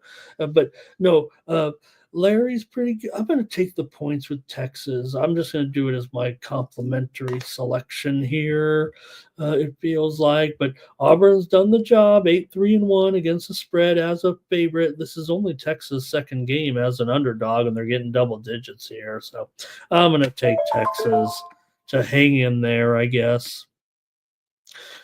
Thomas says it is a lot of points. Robert says he'll take Texas and under. JW says, look what Auburn's done in some of these games here. Remember, they beat Ohio State 91-53 in that game. They beat up Georgia State. We know that. They covered, though, 38.5.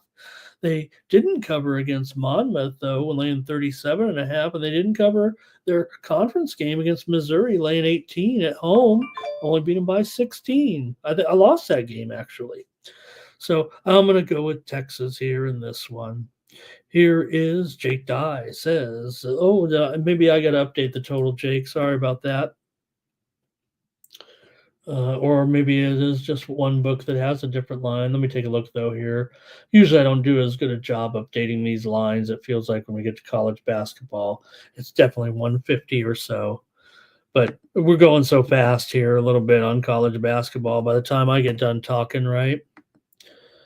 And not only that, dropping $1,000 stock market over here, pissing me off. Okay, let's see here with Auburn and Texas. I'll take Texas. We got to keep it moving right now. Mark my play down there. Okay, there we go. LSU and Missouri. Don't have them all. Look, almost every game, I know what I'm going in, but sometimes I've looked to see, if I have a side and a total and then the line moves, sometimes I pivot. So that's why you see me say, sometimes I'll even say, look, this isn't a premium play for me, right now. And some people, here's the thing that always gets me, right? They like, and look, everybody's different, right? Because you like a team or one another, right? But if I don't say my number lands on the same as a total, and then that total moves 4 or 5 points without injury notice, or it's just a public move, I've got to play after that. That's why I have so many plays. If I'm deviating off of the line from my play here, 3-4 points, that's a play. That's a play to me. My numbers are never going to be, 10 or 15 points off. If that's the case, my numbers are just wrong. That's just an error on somebody's part. You really shouldn't have too many numbers that deviate from, I don't know, I want to say a industry standard or something like that. I mean, maybe you like one team better than another, I guess. All right, LSU and Missouri. Let's keep it going in the SEC here in this one.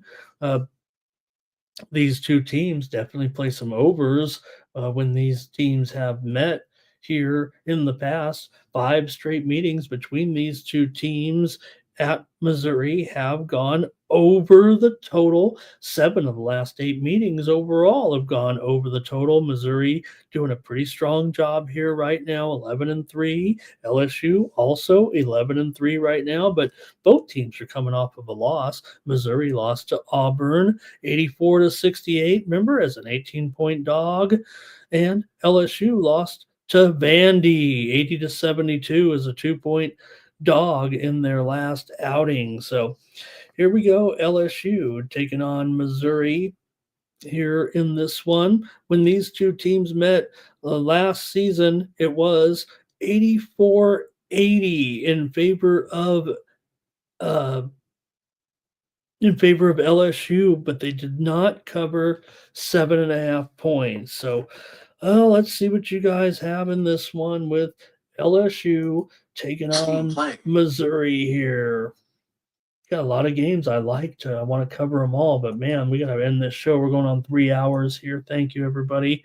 We got 55 of you still in here willing to listen to me. So I'm going to keep going with some of these great matchups here today, including LSU and Missouri. All right. Go to the chat right now and see what you guys have here in this one with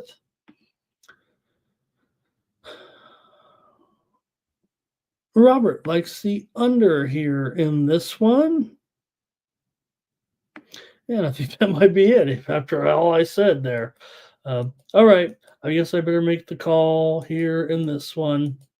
I'm going to look at the market action actually before I make the decision now since you guys aren't too hip on this one, maybe I could have set this one out. Maybe I went a little too deep in how many matchups we're doing here today, but I got to take Missouri and lay these points here against LSU. I'll lay 7 with the how about if I just take the Tigers? How's that? I'll go with the Tigers in this one. Steam play.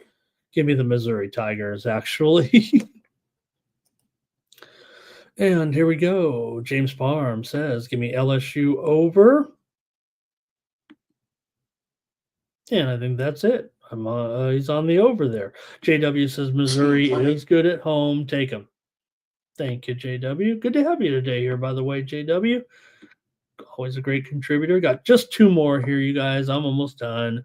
We'll do the drawing. Mississippi State taking on Vandy here in this one. Vandy's 13-1. Mississippi State's 13-1. Mississippi State is ranked. Vanderbilt is not. We just talked about Vanderbilt, their only loss of the season, so far, because they're on a winning streak here coming in, no doubt about it. But Vanderbilt, they are 7 straight wins since they lost that game to Drake out at that tournament, remember? But they've won here now to their first conference game, beating LSU and covering the spread last time out. So we'll see here. But so far, let me see here. Season series has always been Vanderbilt here of late, right? And like I said, you get here's the ranked team on the road coming in, right? So I don't know, it's kind of Vanderbilt has gone 5-0-1 against the spread against Mississippi State in their last 6 meetings. Probably going to go to the total here. I think I'm going to say Vanderbilt, if you know what I mean. I'm going to play the total here. There's not a lot of trends to support the total necessarily here, but Vanderbilt has had some unders, it feels like, in this situation. Let me see if I have it here. I'm going to end up on the under here. I just want to see if I have I might have lost my place, actually. Maybe I'm just throwing darts. Okay. Vanderbilt against ranked opponents at home. 8 of their last 9 games have been 146 points or lower. Now, I understand because you got a Mississippi State team coming in here scoring out of their mind. 85 points against South Carolina, 79 against Memphis, 83 against Central Michigan. But I'm going to take the under here in this one with Vanderbilt at home. Their game, they always play well. They play well against Mississippi State. If they're going to win this game, it's going to be under 154. If they lose this game, probably going to be over. The old, there's going to go over if this team wins, under if that team wins type of thing. So I'm going with the under, if you know what I mean. All right, Mississippi State and under for Robert, however. And AOD wants that whatever steam just came in that I ignore. Okay, here it is. Special for AOD. We've got Czech Republic hockey, Mountfield and Olomouc, under 5.5 for AOD. That's Mountfield Hockey Club and Olomouc, under 5.5 in Czech Republic hockey steam. Jake says, give me Vanderbilt or pass. I don't know what JW is saying there, but talking about old men taking gas station Viagra, I think is what he's saying. You're not talking about me, Jay. Hey, I know those guys are making fun of me the other night over on the channel and a little bit about my upbringing. But hey, if my dad was 61 when I was born, then I got some game left here. I got at least 5 more years in me. The steam you just heard actually came in on the under in the matchup between the Flyers and the Leafs. I did give out the under here as my play, and now we're seeing it backed up with a little bit of steam here right now. Maple Leafs and Flyers, this one could get to 5.5 here right now. Steam to the under. I guess I'm not going to get the best price on that one. All right. Here we go. Last game here tonight, at least for the previews. How about Michigan and UCLA? Remember the Big Ten's on Peacock. If you haven't caught it yet, or look, they've been on Peacock all year, but now they're in conference play. Maybe you're going to be looking for these games. If you, I see you guys talking about other types. Well, Peacock in the chat, different kind. So here we go in this one. Let's take a look right now with Michigan taking on LSU or UCLA. Both teams coming in 11-3. Both teams are in the top 25. Maybe people were counting out UCLA before the season, but I don't think we are anymore. I think we're pretty much sold on the Bruins with a really good defense, man. This is a Cronin special. It feels like right now they're a top 10 team in points allowed so far this season, and doing a pretty strong job, no doubt about it. They're forcing turnovers big time so far this season. Now they are going up against a pretty strong offense here in Michigan, right? A top 5 shooting team so far this season with guys like Golden this year and Donaldson running the show. So real interesting game here, but I'm going to go over in this one, even though so far it's been under City for sure. With these teams, with UCLA, they're 4-10 to the under, but with this total now down here at a 141-ish or so, 140.5, UCLA 2.5 point favorite. I'm gonna have to go over here tonight with Michigan and UCLA. We said during the show the steam came in on the over already. And if you look at Michigan here in some of these games, let me see if we have this one. Michigan so far, and you look at their last few games, 159 in the game against USC the other night. They've been waiting here 2 days to play this game. They 159 in the win against USC. They scored 112 against Western Kentucky, 89 against Fort Wayne. I know they're playing, but 88 against Oklahoma, 87 against Arkansas. They aren't going to get that many tonight, but they might get enough here to help this one go over the total with Michigan and UCLA, and that is the Morning Steam Show. Couple comments from you guys on the way out the door. Here's LSU for Super True, Michigan for Robert. LSU on that other game there, obviously, but here's Michigan for Robert. Michigan wins again in LA. Sweep the LA team, say JW, what is this, football? With USC and UCLA can't beat these teams. Uh, I said at the beginning of the season, right, I thought USC and UCLA would fit in, I want to say nicely. I mean, this nobody likes this situation, but it is what it is now. And I thought the teams would have more success, and they haven't. And maybe it will be this way in basketball as well. But UCLA is looking pretty good this year. Steve Fallow, hello, my friend. Nice to see you. You would think he might be saying, like, what are you talking about? We know what he means. He means Michigan here tonight. Nice to see you, Steve. Great to have you stop by there. And hello, Kitty. Thank you, Fernando. Thank you, Jake. Let's go to the drawing here. First, we'll do the commercial to get on out of here so I can set things up backstage for the drawing. You can get my best plays over at winnable.com. Go over to click that QR code in the lower right-hand corner of the screen. That'll take you to my Winnable page. You heard me just rattle off 3 hours of sports talk with you nonstop. I have no voice left. I'm dying. But the way you support me, if you want me to come back and keep doing this show, is to support me through this, getting my picks over at winnable.com. Yes, I'm here. I'm part of the Sports Money Network. Believe me, I'm a part of this Sports Money Network. But to keep coming back, I would love your support here. I am doing this as a living. The morning show, the morning steam is my job. So please consider supporting me over at winnable.com. You can pick up a monthly subscription for $20 a month. It's 50 cents a day if you use the promo code STEAM, and you're going to get more picks from me. Hopefully my best picks here. Hopefully these are all winners that I gave you just now. But if you want my best picks for today or more picks today too with these college basketball cards, I don't play 1 or 2 college basketball games when there's 43 games or whatever there is today. I play a handful or more for sure. So check me out over at winnable.com. Use that promo code STEAM for the thing. Okay, I've got the news here from Mikey Money. We're going to do a stream here on Thursday night with the with the college football semifinals. Thank you for that, Mikey, there. And if you're listening on the show, Mikey, I want to make Thomas Lewis a moderator in the chat. If you could do that for me sometime today.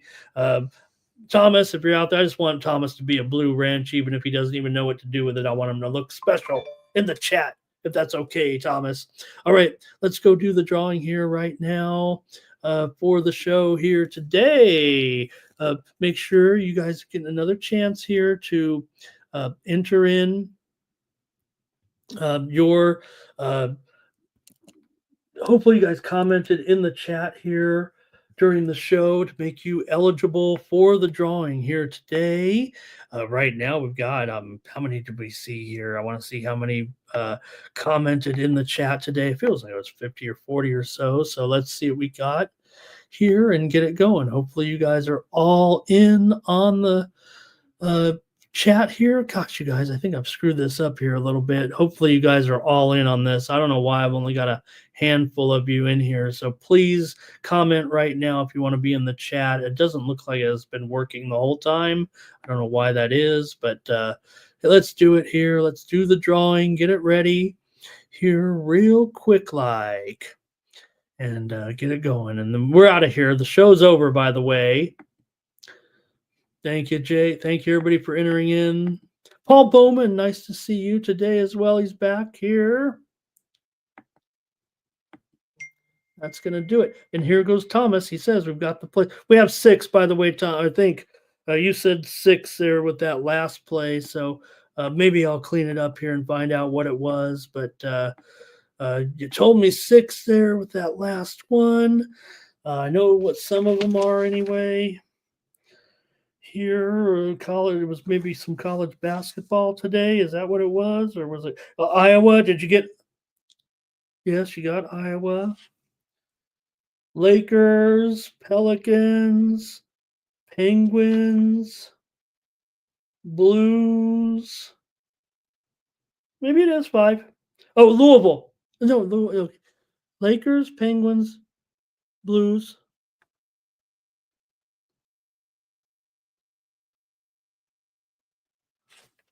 Okay, let's just do it. Lakers, Pelicans, Penguins, Blues. That's 6. Okay, it's 6. It's 6 on the screen. I got you, Thomas. I figured it out now. Okay, here we go. Gonna do the drawing here right now. And oh gosh, I hope I didn't screw this up, you guys. Here we go. Oh shit! I've already pressed it. They're going right now. Here we go. Here we go. I didn't even do my little saying all the names real fast. Who wins? Super True. Super True. That's it. Super True gets a chance again here to be the drawing today. Thank you, everybody. I'm going fast because we got to end this show. Thanks for joining me here. We'll be back tomorrow, 9 a.m. Eastern, 6 Pacific. Join Mikey Money, 6 p.m. Eastern, 3 Pacific. But mostly leading up, not mostly, here, that is our featured program. But I just want to say, hey, join me earlier here with VB MMA Picks. This is at 5 p.m. Eastern, 2 p.m. Pacific. It's a new show here on our channel, but it is not a new show overall. I've been hosting this MMA preview show with my man VB. We'll be in our, I want to say it's our 4th season. It might be our 4th season, yeah.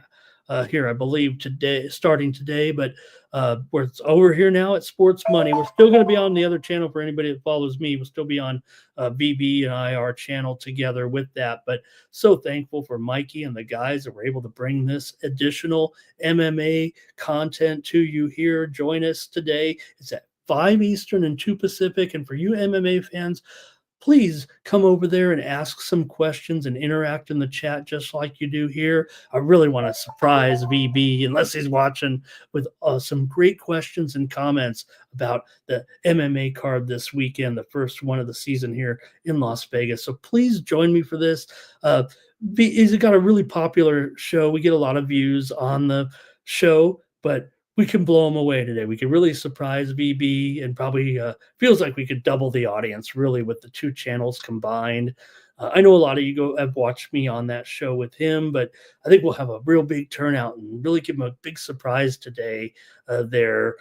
Look, he's got 20,000 followers on Twitter. It's not like he's doing us any favors. We're happy to have him here on the Sports Money Network and have additional MMA coverage, because we focus on our MMA coverage here on the Sports Money Network. So please join me for that today, and also join me right after that, Mikey Money. Our show lasts about 45 minutes. It's going to be on pretty much every Tuesday moving forward. We got First Strike as well. So and now, from what Mikey said, we're going to have Thursday night. We're going to have the show here for the football game on Thursday night. So please join us for that, with the Notre Dame and Penn State game, with coverage here, live coverage on the Sports Money Network companion coverage. All right, for the Sports Money Network, I'm Ramon Scott. So long.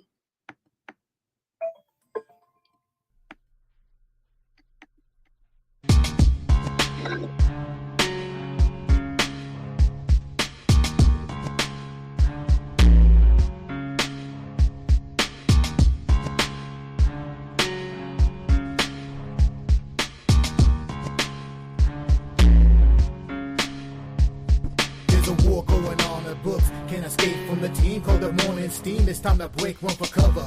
That's gonna cover, that's gonna cash. Then we make the 100-yard dash to the window. I don't know what you thought. It's Ramon Scott, running so hot. Sports make money and we make money with sports money every single day. NFL, NHL, NCAA. Stay away from the juice, we might play a parlay. It's the morning steam. What? Ramon Scott, sports money. What? Wake your ass up and let's get to the money. Get to the money.